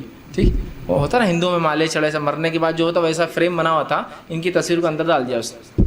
ٹھیک, اور وہ بھی بڑے خوش ہو گئے, اپنے وہ اس کو پروفائل پکچر بنا دیا انہوں نے, ان کو بہت اچھا لگا شاید. تعجب دیکھیے نا, ابھی تو یہ کیا اس نے, اس کے علاوہ کچھ کر دے تو بہت نقصانات ہو سکتے. تو بہرحال کوشش کرے کہ آپ ان تمام معاملات میں بہت زیادہ احتیاط کریں, تصویر کا جہاں تک معاملہ ہے. جی بھائی نے ایک سوال کیا کہ انشاءاللہ جو بولنا ہے خاص ان کے معاملے میں, تو بہت سے لوگ کچھ کام کے لیے لوگ آتے ہیں یا کچھ چلو وہ 40 دن چلیے, 4 مہینے چلیے, تو وہ کیا کرتے ہیں بات کو ٹالنے کے لیے انشاءاللہ کہہ دیتے ہیں. دیکھیے بات کو ٹالنے کے لیے انشاءاللہ کہنا تو یہ تو ایک الگ چیز ہے چونکہ اس میں قسمیں شامل نہیں ہیں, لیکن یقیناً میں کہوں گا انشاءاللہ کو یا اپنی قسموں کو آڑ مت بنا دیجیے اپنے جھوٹ کے لیے یا اپنے مفاد پرستی کے لیے یا لوگوں کو بہانہ بنانے کے لیے. اور انشاءاللہ کے تعلق سے میرا بھی اتنا بیڈ ایکسپیرینس رہا, مطلب اس جملے کے تعلق سے جو غیر مسلموں میں رہا تصور اتنا برا رہا کہ ایک مرتبہ ایک غیر مسلم بچے میرے پاس آئے اور کہا اس کالج کا ایک پروگرام تھا, تو کہا 100 روپیز ڈونیشن ایچ لے رہے ہیں. ایک پروگرام تھا اور وہ میرا جائز تھا, کوئی مسئلہ نہیں, جو ہے کھانا بنا کر جو ہے سب مل کے چاہ رہے تھے کہ کھائے تاکہ نئے بچے پرانے بچوں سے مل جائے. کوئی اس کا دینی بنیاد نہیں تھی اور کوئی اس میں خبات اور حرام کچھ بھی نہیں تھا, اور یہ بات بھی طے ہوئی کہ لڑکیاں الگ رہیں گے لڑکے الگ رہیں گے. تو میں نے کہا ٹھیک ہے, تو میں نے کہا انشاءاللہ میں کل پیمنٹ کر دیتا ہوں آپ کو. تو بولے نہیں فیض صاحب پکا بولو, بولے تم. تو بولا کیوں, تو جتنے مسلمانوں نے اب تک انشاءاللہ بولے انہوں نے کبھی نہیں دیے بولے, مطلب ہمارا پرانا ایکسپیرینس 3 سال کا چونکہ فائنل ایئر کے تھے, تو انشاءاللہ مت بولو بولے, پکا ہوتا تھا بولو. مطلب ہم نے انشاءاللہ کو بہانے کے لیے استعمال کیا. تو آج اگر کوئی مسلمان بولتا ہے انشاءاللہ میں کروں گا, تو آدمی بولتا ہے یہ بہانہ ہے, پکا کب کر رہی ہے بولو. اور یہ غیر مسلم کا تھا ہمارے پاس بھی, اگر کسی سے آپ بولے یار میرا کام ہو جائے گا, بولے انشاءاللہ, تو بولتے یار انشاءاللہ مت بول, یار تو مت بول انشاءاللہ, تو پکا کب ہو رہا بولو, ہے نا. تو یہ ہمارے بہانوں کے لیے ان الفاظ کو ادا کر کے ہم جس کام کا ارادہ کریں مکمل طور سے اس کی کوشش بھی ہے, تو تب یہ لفظ ادا کریں انشاءاللہ. ٹھیک ہے, یا آپ کہہ دیں کہ میرے سے نہیں ہو سکتا بھائی یہ کام, لیکن آپ پھر بھی مجبور کریں گے تو میں انشاءاللہ بول سکتا ہوں, لیکن یہ میرے سے نہیں ہو سکتا, مطلب پاسبل ہی نہیں ہے. جیسا کہ میں اورنگ آباد سے باہر ہوں, آپ کہہ رہے میری دعوت میں کل آؤ اور نہیں انشاءاللہ بولو, میں ہوں ہی نہیں. لیکن انشاءاللہ اگر آپ چاہتے تو میں بولوں گا, میں نہیں ہوں اس لیے کہ میرا ٹکٹ پرسوں کا ہے. یہ الگ بات ہے میں کل نہ جا سکوں تو دیکھا جائے گا, لیکن میں اپنے جانے کے بارے میں بالکل اللہ سے امید کرتا ہوں کہ انشاءاللہ میں جاؤں گا. تو پھر آپ کی دعوت کے لیے میں کیسا ہاں بولوں جب میں نہیں ہوں. ٹھیک ہے, لیکن ہاں اگر انشاءاللہ میرا جانا نہیں ہوا تو میں آ سکتا ہوں, یہ ہو سکتا. تو انشاءاللہ کو یا اپنی قسموں کو بہانے کا ذریعہ, آڑ کا ذریعہ یا اپنے کام نکالنے کا ذریعہ مت بنا لیجیے، جو کہ آج کل بہرحال بہت سے لوگ کرتے ہیں کہ بھائی ایک بہانہ بنانے کا، ایک کام نکالنے کا ذریعہ کہ انشاءاللہ بول دو اور باقی جو کرنا ہے پھر کرتا رہے، انشاءاللہ بول دو پھر اپنے کو کبھی جانا تو ہے نہیں، انشاءاللہ بول دو یہ کام کبھی تو کرنا نہیں، تو انشاءاللہ ہم اس پر بولتے ہیں جس کام کو نہیں کرنا ہے، جب کہ ہمیں انشاءاللہ تب بولنا چاہیے جس کام کو ہم کرنا چاہتے جو عزم ہو، اور یہ بہت اہم ہے۔ تو اندازہ لگائیے، اور ہم ایک کام کرنا نہیں اور اس پہ اللہ کا نام انشاءاللہ، تو ہم نے انشاءاللہ کو جھوٹ کے لیے لوگوں کو گھمانے کا ذریعہ بنا، ایسا بالکل نہیں کرنا چاہیے، بلکہ پکے عزم کے ساتھ کہیے یا کہہ دیں بھائی میرے سے نہیں ہو سکتا، آپ امید کیوں کر رہے خواہ مخواہ، میں اگر کوئی کام وہ کام نہیں وہ کینسل ہوا تو انشاءاللہ پھر ہو سکتا ہے، لیکن آپ خواہ مخواہ مجبور مت کیجیے مجھے کہ انشاءاللہ بول کے آپ کو یہاں سے باہر نکالوں، صرف سامنے والے بھی اتنا خواہ مخواہ انسسٹ نہیں کرنا چاہیے، اور آپ جینوینلی حقیقتاً جو معاملہ ہے راز ہے اس کو آپ بتا دیں، یہ انشاءاللہ اس تقوی سے زیادہ قریب اور معاملات کے باقی رہنے کے لیے زیادہ اچھا ہے، اور اسپیشلی ایک دینی ماحول کے لیے، ورنہ آج دینی ماحول بولے تو لوگ بہت اس کو برا مطلب چاہے جتنا بھی دین کو آج ہم تعظیم کرتے ہیں، لیکن آج دینی اداروں سے، دینی اشخاص سے، دینی تنظیموں سے ہمارا وہ لگاؤ نہیں ہے، یاد رکھیے کہیں نہ کہیں یار یہ آ گئے ملا، یہ آ گئے نوچنے کو، یہ آ گئے وہ کمتر والا ہی معاملہ ہے، چاہے جتنا بھی تعظیم دیتے عالم صاحب کو، لیکن ہماری دعوت میں سب سے پہلے مہمان وہ نہیں رہتے، ٹھیک، لاسٹ میں عالم صاحب آ جاؤ ذرا آرام سے عشاء وشا پڑھا کے آؤ نا، آرام سے جلدی آتے تم، ٹھیک، کیونکہ خواہ پہلے آئیں گے، مہمان آئے ہوئے رہیں گے، ملا کے بیٹھ جائیں گے، یہ ہوگا تو آخر میں کتنا بھی بولے سب سے خراب پیسہ ہمارا دین کے لیے رہتا ہے، زکوٰۃ وکات صدقات خیرات 2 نمبر 1 نمبر، سود کا ہے تو دے دو مسجد کے لیے، تو وہ لاسٹ میں آتا ہے۔ سب سے پرائم پیسہ ہماری شادیوں کے لیے رکھتے ہیں، بچیوں کے، اپنے فیشن پرستی کے لیے، اپنے اچھے تعمیرات کے لیے، اپنی گاڑیوں کے لیے رکھتے ہیں، جو لیسٹ ہے خراب ہے تو کیا ہے چلو ہاں دے دو، پھر ان کو چلتا نا انٹرسٹ کا دے دو، تو ایسے نہیں، پرائم ہونا چاہیے۔ تو بہرحال تو ایسا نہ ہو جائے کہ ہم ایسے الفاظ کی وجہ سے، ایسی حرکتوں کی وجہ سے دین کو کم اور دنیا کو پکا بولے تو بڑی بات، انشاءاللہ بولے تو گھٹیا بات، ایسا ہو جاتی، تو بہرحال ویسا بہانہ نہ بنائے، لیکن چونکہ اگر اس میں قسمیں نہیں ہیں کہ انشاءاللہ اللہ کی قسم ہے، تو بہرحال قسمیں نہیں ہے تو انشاءاللہ ارادے میں آئیں گا، لیکن ارادے میں بھی جو پکا ارادہ اس پہ کہنا چاہیے، ورنہ حقیقت بتا دینا چاہیے، یا ایسا کام جو مستقبل میں کرنے کا ارادہ ہے، کوئی ڈیٹ اور کوئی فکس ٹائم نہیں ہے تو بھی انشاءاللہ بول سکتے، کبھی بھی زندگی میں ہو سکتا وقت لگاؤں گا انشاءاللہ، وہ ایک الگ بات ہے، لیکن اگر کوئی کرا نہیں ابھی اگلے مہینے کی 10 تاریخ کو آپ کہاں اور چلیں گے کیا، اور پھر آپ بول رہے ہیں انشاءاللہ اور آپ نہیں چل سکتے، تو پھر یہ تو جھوٹ ہو رہا ہے نا، آپ انشاءاللہ کو بہانے کے لیے استعمال کریں تو وہاں درست نہیں ہوگا۔ بہرحال جو شخص غصے میں قسم کھا لے اور بعد میں اسے توڑے تو اس پر کفارہ لازم ہے۔ بھائی نے ایک سوال کیا کہ جو شخص غصے میں قسم کھا لیتا ہے تو اس کا کیا ہوگا؟ تو جو شخص غصے میں قسم کھا لے لیکن وہ ارادے کے ساتھ اگر کھایا ہو، ٹھیک، وہ جو روانی جو زبان کی ہوتی ہے وہ ایک الگ چیز ہے، لیکن غصے میں ہے لیکن ارادتاً کھایا غصے میں بھی، ٹھیک ہے، تو بہرحال اس قسم کو اس کو کفارہ دینا ہوگا۔ جیسا کہ ایک روانی ہے کہ انسان بول رہا میں اللہ کی قسم یہ کر دوں گا، اللہ کی قسم، اور غصے میں بول دے رہا ویسا، تو وہ تو اس کا لغو مانا جائے گا، اس لیے کہ وہ اس کی عادت ہے اس کی، لیکن جب ارادتاً وہ کہے، غصے میں ارادت کہہ رہا ہے کہ میں تجھے جو فلاں کر کے رہوں گا، دیکھ اب اللہ قسم ہے، اللہ کی قسم ہے، تو پھر اس کو پھر کفارہ دینا پڑے گا۔ تو اگر غصے میں کوئی قسم کھاتے ہیں جو ارادتاً ہو تو اس کا آپ کو کفارہ دینا ہوگا اگر آپ اس کو توڑ رہے ہو تو۔ میں نے سوال کیا کہ اگر کوئی شخص جو ہے اپنی ناحق بات کو ثابت کرنے بار بار جھوٹی قسمیں کھا رہا ہے تو کیا اپنی حق بات ثابت کرانے آپ قسم لے سکتے ہیں؟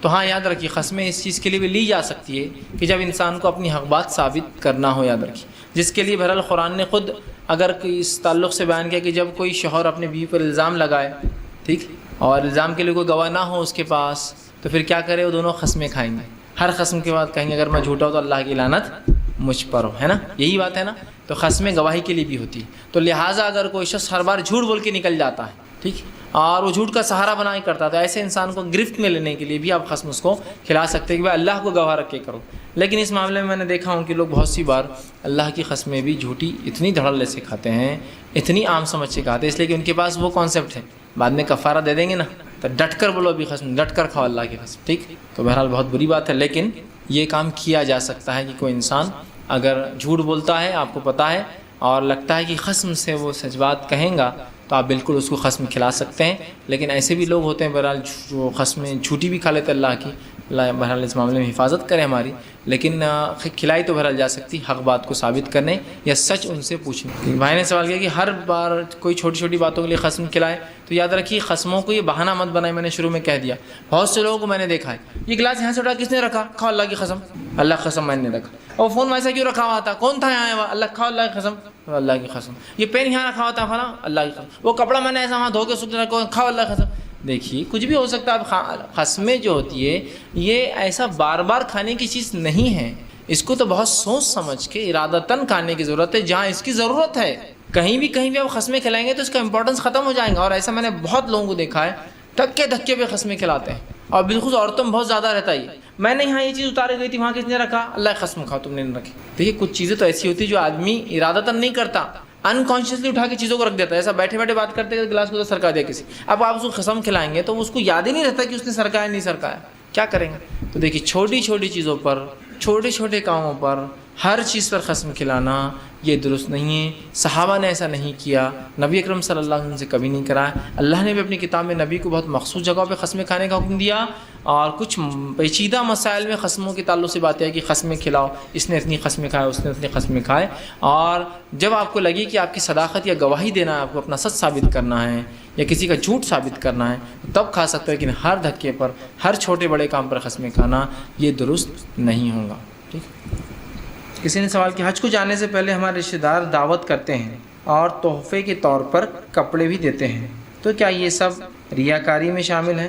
دیکھیے سب سے پہلی چیز تو یہ کہ حج کو انسان جائے بہت افضل چیز ہے, لیکن بہت سے لوگوں کی حج کو جانے کی نیت ہی درست نہیں ہوتی, تو اس کے بعد کیا عمل, تو پھر آپ اندازہ لگا سکتے ہیں. میں حج کو اس لیے جا رہا ہوں کہ سب بول رہے کہ آپ حج کو کیوں نہیں جا رہے, چلو سب بول رہے نا.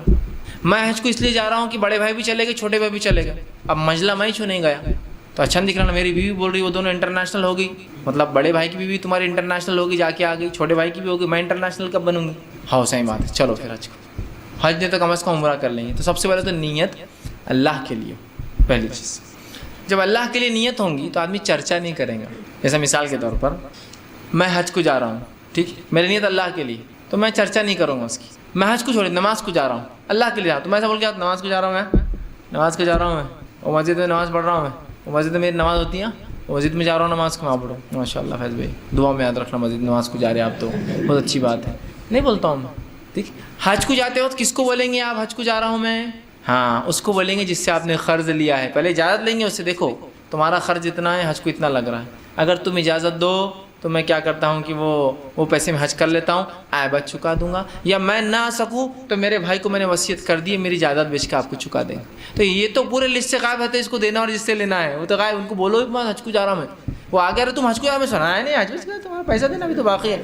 بعد میں جا کے آؤ, تم حج کو چلے گئے بیٹا, اگر مر جاتے ہو ارے نہیں رہے, میں تو دعا کے لیے گیا تھا تیرے لیے, الٹا بہت دعا کیا میں نے تیرے لیے حج کے اندر, اور پیسہ کہاں جانا, دینا ہی ہے, اور میرا ہو رہا نہیں تھا, اچانک ہو گیا. تو جس کو بولنا ہے اس کو غائب ہے. اسی طرح کچھ لوگوں کی ذمہ داریاں آپ پر ہے, تو ان سے پوچھنا پڑے گا آپ کو کہ اگر والدین آپ کے ڈیپینڈ ہیں آپ پر, آپ حج کو چلائیں گے تو خدمت تو کوئی نہیں, تو آپ کو اجازت لینا پڑے گی کہ میں جاؤں کیا. تو کچھ لوگ ہیں جن کو آپ کو بتانا ہے, لیکن ہمارے پاس تو پورا بیٹا فون کر دو تو بس 2-4 دن فون چلتا, ابا کا حج کو نمبر لگ گیا, امی کا حج کو نمبر لگا, ابا جانے والا ہے, امی جانے والے, تیاریاں شروع ہوگی, یہ فلاں ہوگی, دعوتیں پہلے سے طے کر لو, ٹائم پہ بہت ایک ساتھ دیں گے تو نہیں جمنے والا. ابا صرف 2 ٹائم کھانا کھاتے صبح اور شام, تو 2 دعوت ایک دن لیں گے, مطلب پورا پلان طے ہوتا. اور جتوں کی دعوت کھاتے پھر آئے بات بولتے وہ دعوت کو اتارنا ہے, اتوں کو بلاتے ہو. ہاں, ایک صاحب مجھے بتانے لگے ہمارے ابا بولے حج کو جا کے آئے, تو ان کے پیر سجے ہوئے, چہرہ سجا ہوا, چلنا نہیں آ رہا. تو بولے میرا ابا حج کو گیا. ابا حج کو گیا تو تیرے کو کیا ہوا؟ تو بولے ابا نے کیا کیا, بولے وہ بس ناکے تک, پہلے آکٹرائے تھا جب, ٹھیک, ناکے بلا لیے, جانماز لائے تھے بولے وہاں سے, پھر تو رات میں بس بولے رک گئے, بولے آکٹرائے پہ سے ہم کندھے پہ ڈال کے ایسے آکٹرائے پار کر کے 2-2 کلومیٹر جانماز لا کے رکھ رہے تھے, بولے ڈبے جو انہوں نے سامان لائے, جو دینا ہے نا سب کو اتارنا ہے نا, سب لوگوں نے تحفے دیے, تو وہاں سے کم از کم وہ جانمازیں لاتے ہیں کچھ لوگ. اور وہ آج کل تو بہرحال الگ سسٹم بمبئی سے جو ہے خرید, بمبئی میں ہوتا ہے نا ایسا, زکوٰۃ کی ساڑیاں رہتی, فطرے کی ساڑیاں, تو حاجیوں کے لیے اسپیشل 50-50 روپے میں جانماز ڈپلیکیٹ, خراب, ریٹارڈیڈ, ترکی کی رہتی لیکن وہ خراب رہتی ہو. ہاں, اور عطر کی اسپیشل, مطلب وہ ایک کٹ آتا پورا, ایک ٹوپی, 2 کھجور, ایک پانی کی بوٹل, ایک تسبیح ہے نا, اور ایک عطر آتا اس کے اندر, ٹھیک. وہ پورا کٹ ملتا, ممبئی میں ملتا ہو, عربی لکھا ہوا اچھا کہ ایسا باہر سے لائے بتانا, ٹھیک. اور ہمارے پاس بھی وہ لوگ حج کے سیزن میں لٹکا دیتے پورے دکان والے, دیکھیے آپ چوک کے اندر پورے کٹس ریڈی رہتے ہوئے, لوگ اپنی اپنی حیثیت کے حساب سے 50 روپے کا کٹ رہتا, 40 روپے کا کٹ رہتا, 20 روپے کا کٹ رہتا, وہ خریدتے ہیں. تو جب چونکہ کھا کے جاتا ہے تو پھر ادا کرنا ہے, تو اس کے لیے انہوں حمالی جو رات بھر کرے تو اس سے سوج گئے تھے, پورے حاجیوں کے جانمازیں لے جا رہے, تو ان کے پانی کی بوٹلاں لے جا رہے, 2-2 4-4 کین لا لیے, ہے نا. تو پھر اس کے بعد بھرتے ہیں, اس کی کتنی محنت ہوتی ہے, اللہ رحم کرے. بہرحال حج تو ایک طرف رہا, جاتے وقت ریا, آتے وقت ریا, مطلب دکھاوا دکھاوا دکھاوا. پھر آئے بس سب کی دعوت کرو, کیوں, تو حج سے آ گئے. اور اس کے بعد پھر الحاج, حاجی صاحب, اور پتہ نہیں مطلب کیا القاب بھی بھرا لگ جاتے ہیں. ایک حج کرنے والا حاجی ہوتا ہے, اور ایک سے زیادہ کر لیا تو الحاج لگاتے ہیں. تو پوچھتے بھی کوئی کر حاجی لکھو, الحاج لکھو, ایک ہے ایک سے زیادہ ہے, ٹھیک. ٹھیک ہے، عجیب بات ہے. پھر آنے کے بعد ٹائٹل بھی لگ جاتا ہے. کوئی حج میں کوئی شخص ہو اور اس کو کوئی شخص حاجی پکارے تو درست ہے، اس لیے کہ وہ حج کر رہا ہے. ایسا ہوتا ہے نا، آپ عرب جائیں گے، آپ حاجی عمرے گئے تو وہ حاجی حاجی چلاتا ہے، مطلب راستہ چھوڑو یار، جانے دو، حاجی سنو ہماری بات، اس معنی میں. لیکن یہ ہندوستان میں آپ نہیں بول سکتے حاجی ایک دوسرے کو، یہاں آپ حج نہیں کر رہے. ٹھیک، پھر وہ القاب لگ جاتے ہیں، نام کیا ہے کہ حاجی ہے نا. اب کیوں تو بولے حج کر کے آئے. اب جو آدمی 5 وقت نماز پڑھتا تو پورے القاب لگنا چاہیے نا، ہے نا. توحیدی سب سے پہلے کہ توحید پر ہے، اس کے بعد نمازی، اس کے بعد زکاتی، خیرات دیتے تو خیراتی بھی لگاؤ اس کے آگے، پورا زکاتی، خیراتی، حاجی، نوافلی، تہجدی، اور اس کے بعد حاجی اعلیٰ. مطلب عجیب بات ہے نا.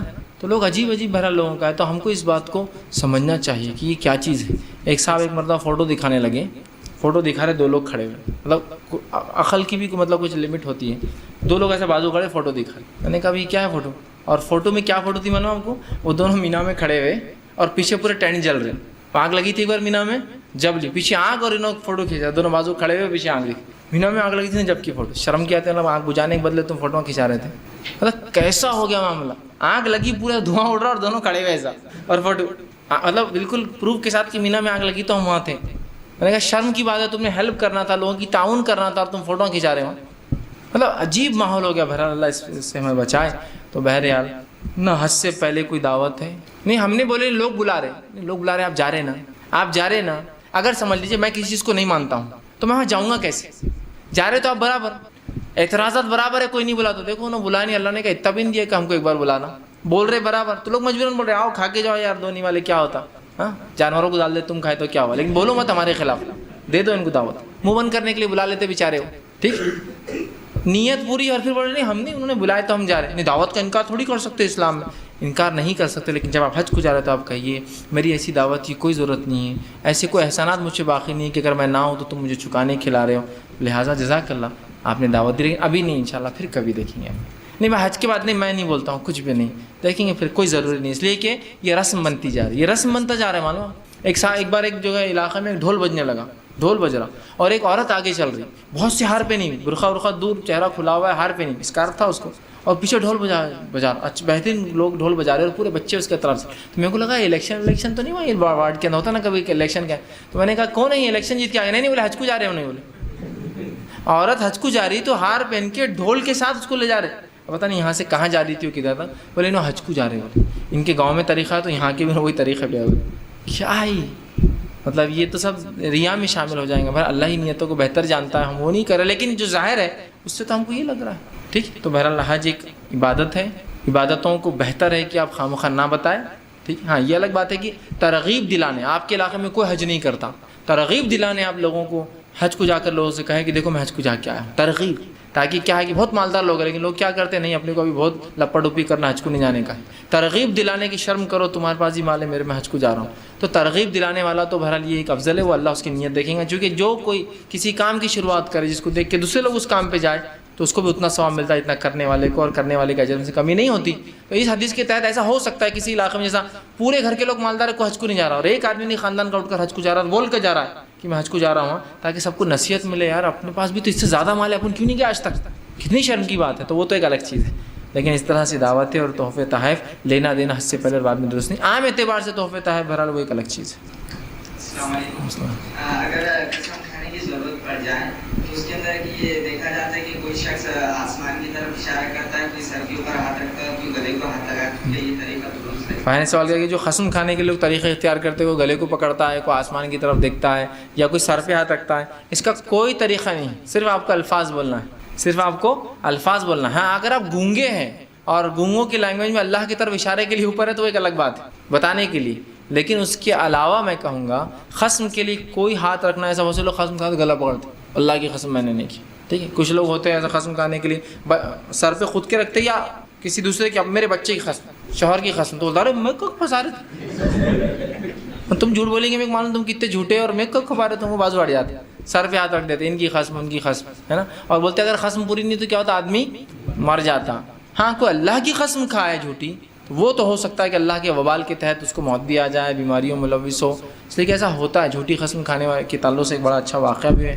تو ایسی قسم کھانا، گلے کو ہاتھ رکھنا، سر پہ ہاتھ رکھنا، کسی چیز پہ ہاتھ رکھنا، اوپر اشارہ کرنا، دیکھنا، یہ کوئی ثابت نہیں، صرف آپ کو قسم کھانا. اب جھوٹی قسم کا کیا وبال ہوتا ہے، بس واقعہ یاد آ کے رکھ دیتا ہوں. بخاری کا روایت ہے، عبداللہ ابن عباس رضی اللہ عنہ اس کے راوی، وہ کہتے ہیں کہ دور جہالت میں، یہ اسلام سے پہلے کا واقعہ ہے، دور جہالت میں یہ ہوا کہ ہاشمی قبیلے کا ایک شخص جو ہے ایک دوسرے قبیلے والے کے ساتھ جو ہے یمن کے سفر پر نکلا۔ ہاشمی قبیلے کے ایک آدمی جو کہ مالدار نہیں تھا، غریب تھا، مدد کے طور پر ایک قبیلے والے کے ساتھ نکلا۔ جب وہاں سے نکل کر وہ جانے لگا تو راستے میں ایک دوسرا ہاشمی قبیلہ اس کو ملا جو واپس جا رہا تھا بنو ہاشم کا مکے کی طرف، اور اس قبیلے کو ایک اونٹ کی رسی چاہیے تھی جو کم پڑ گئی تھی۔ اس شخص نے اپنے قبیلے والوں کی محبت میں جب انہوں نے کہا کہ چاہیے، یہ اس کا مالک راضی نہیں تھا، اس نے بغیر اجازت کے ایک اونٹ کی رسی لے کے دے دی۔ یہ آدمی جس کے ساتھ یہ نکلا تھا سفر پر، وہ آدمی نے کہا اونٹ کی رسی کم ہے، کہاں ہے؟ تو کہا میں نے میرے قبیلے والے جا رہے تھے ان کو دے دی۔ تو اس کو اتنا غصہ آیا اور اس نے آپے سے باہر ہو گیا اور اس کو اتنا مارا کہ اس پہ سر مارنے اس کا سر کھل گیا اور وہ موت کے قریب تھا۔ جب اس کے موت کے وقت قریب آیا اور وہاں گرا ہوا تھا، یہ چلے گئے بھاگ کر، تو اس نے ایک شخص کو دیکھا جو یمن کا تھا، اس کو آواز دی اور کہا ادھر آؤ، تم جب حج کو جانا، چونکہ اس زمانے میں حج ہوتا تھا ہر سال دور جان، حج کو جانا تو حج میں ایک طریقہ تھا، لوگ اپنی اپنی سفارشیں، باتیں، واقعات جو ہوا وہاں رکھتے تھے۔ حج کو جانا تو وہاں جو ہے ابو طالب جو ہے ان کے پاس جانا اور اعلان کرنا کہ اس شخص نے بنو ہاشم کے مجھے قتل کیا اور میرے خون کا بدلہ لیا جائے، اور وہاں مر گئے۔ یہ آدمی اپنا کام کر کے یمن سے واپس مکہ گیا۔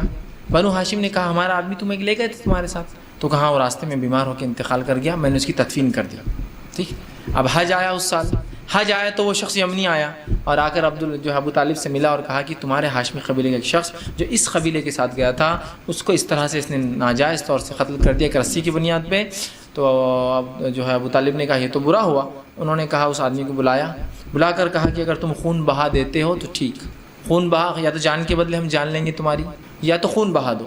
خون بہا کے اندر جو ہے ہم تم سے 100 اونٹ لیں گے، ٹھیک، کیونکہ یہ طریقہ تھا اس زمانے میں، 100 اونٹ دینا پڑیں گے ہمارے آدمی کو قتل کرنے میں، ٹھیک، یا تو پھر ہم تم سے جنگ کریں گے کیونکہ ہمارے قبیلے کا آدمی تم نے مارا۔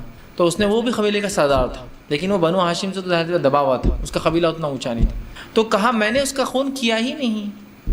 اچھا، تو کہا تم کو میں چھوٹ دیتا ہوں، پھر تم اپنے ہر 2 اونٹ کے بدلے ایک آدمی کو قسم کھلاؤ اللہ کی۔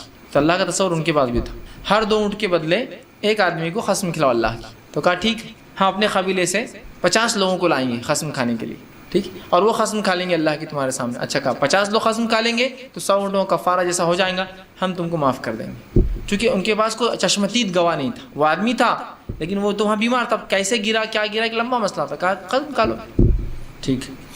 مطلب وہ پھر اس کے بعد 50 لوگ آئے، جب 50 لوگ آئے اور اس قبیلے میں 85 لوگ تھے، عبداللہ بن عباس فرماتے، اس میں سے ایک عورت آئی اور کہا دیکھو میرے بیٹے، مردوں نے قسم کھانا تھا اس میں، عورتیں نہیں ہیں، مردوں نے، تو کہا دیکھو ابو طالب میرے بیٹے کو تم مستثنا کر دو، اس کے بدلے میں تم کو 2 اونٹ دے دیتی ہوں، کہ تو قسم کیا طے ہوئی تھی 100 اونٹوں کے بدلے 50 لوگ کھائیں گے، مطلب ایک آدمی کے بدلے 2 اونٹ کے بدلے ایک آدمی قسم کھا رہا تھا، تو کہا میں 2 اونٹ دے دیتی ہوں میرے بچے کے بدلے، اس سے قسم نہ لو۔ انہوں نے کہا ٹھیک۔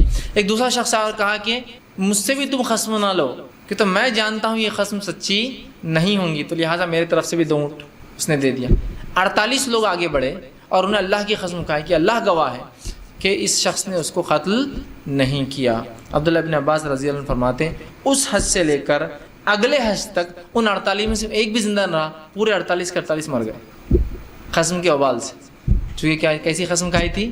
جھوٹی۔ پورے 48 میں، وہ کہتے ہیں کہ قسم اس ذات کی صحت میں میری جان ہے، 1 سال میں پورے 48 لوگ اگلے حج تک مر گئے۔ یہ دور جہالت کا واقعہ ہے، مطلب اسلام نہیں آیا تھا تو پورے مر گئے۔ تو قسم کا وبال بہت بڑا ہوتا ہے، یہ مذاق نہیں ہے۔ یہ واقعہ بہرحال صحیح واقعہ، یہ الگ بات ہے کہ دور جہالت میں ہوا تھا، لیکن ان کے پاس بھی اللہ کا بڑا احترام تھا، اللہ کی قسمیں ان کے پاس بہت اہم، سب سے اونچی قسم اللہ کی ہوتی، لات، عزا، عزا، منات، یہ چھوٹی قسمیں تھیں، جان کا مسئلہ تھا، اس لیے ہائیسٹ ڈگری آف جو ہے اوتھ لی گئی تھی، قسم کھائی گئی تھی۔ تو بہرحال یہ بہت بری بات ہے، تو ہمیں چاہیے کہ قسموں کے لیے کوئی طریقہ نہیں ہے اور قسمیں سچی کھائے۔ اس کا وبال بہرحال زندگی میں ضروری نہیں، ان کو تو خیر اللہ نے بتانے کے لیے پوروں کو موت دے دی، ضروری نہیں، بہرحال اس کے علاوہ بھی ہو سکتے کچھ حالت، تو بہرحال اس معاملے میں بہت احتیاط کرنا چاہیے۔ اس نے کہا کہ نظر نہ لگنے کے لیے، نظر بد سے بچنے کے لیے کچھ لوگ کالے دھاگے پہنتے ہیں، اس کے علاوہ قرآنی آیت کو پڑھ کر دھاگے پر پہنتے ہیں، تو کیا یہ صحیح ہے؟ قرآنی آیت کے بارے میں تصحیح کیجیے، جیسے فلاں صورت کے ذریعے یہ فائدہ ہے، اس دم کر کے گلے میں ڈال دیں، یہ سمجھائیے۔ تو پہلے سب سے پہلے بات دیکھیے، نظر بد کا علاج جو ہے، نظر بد سے بچنے کے لیے معوذتین پڑھنا چاہیے۔ نبی اکرم صلی اللہ علیہ وسلم حضرت حسن حسین رضی اللہ عنہما کو مختلف دعائیں پڑھ کر حفاظت میں لیتے اللہ کی نظر بد سے۔ لیکن وہ فرماتے ہیں راوی حدیث جو ہے صحابہ کہ جب معوذتین اتری سورہ فلق سورہ ناس تو آپ نے تمام دعاؤں کو چھوڑ کر ان سے دم کرنا شروع کر دیا. ٹھیک ہے, تو نظر بد سے بچنے کا طریقہ سورہ فلق اور سورہ ناس. اب بچنے کا طریقہ ہم نے چھوڑ دیا, اور اگر لگ جائے تو کیا کرنا وہ طریقہ بھی ہم نے چھوڑ دیا آج. اب لگ جائے تو کیا کریں؟ لگ جائے تو سورہ فلق اور سورہ ناس پڑھ کے دم کریں, یہی اس کا طریقہ ہے شروع میں بچنے کے لیے بھی اور بعد میں بھی.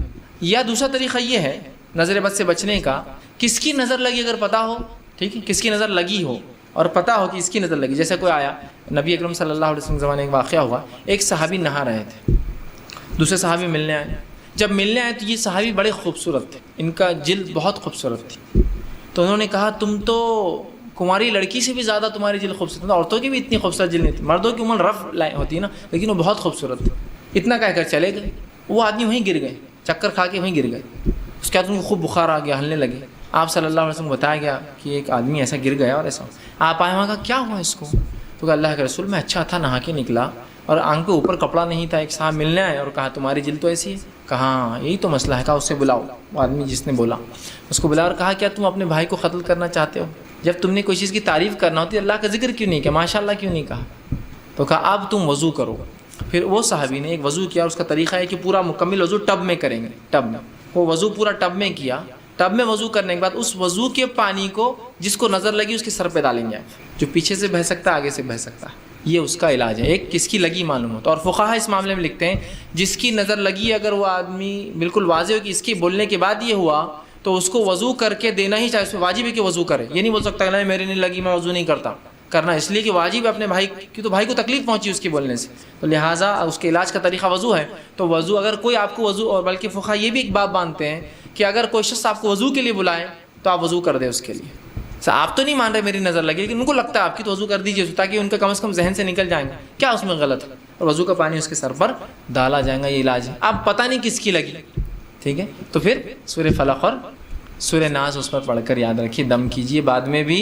اور دم سمجھتے ہیں نا آپ, دم مطلب پڑھ کر ایسا پھونکنا کہ اس میں تھوک اڑتا, یہ دم ہے. آپ ایسا کر کے ملنا, دم کرنا, اس کو پھر ملنا, جہاں ایسا آنکھ پر ایسا بخار آ گیا کچھ ہوگا دم دم کر کے ملنا چاہیے طریقہ. اب انہوں نے آگے پوچھا کہ فلاں صورتوں کے فلاں فائدے, فلاں صورتوں کے فلاں فائدے دم کرنے سے اور لٹکانے سے. دیکھیے صورتوں کے فائدے ہیں پڑھ کر دم کرنے سے, تو یہ نظر بد کا علاج تھا. وآخر دعوانا الحمدللہ رب العالمین.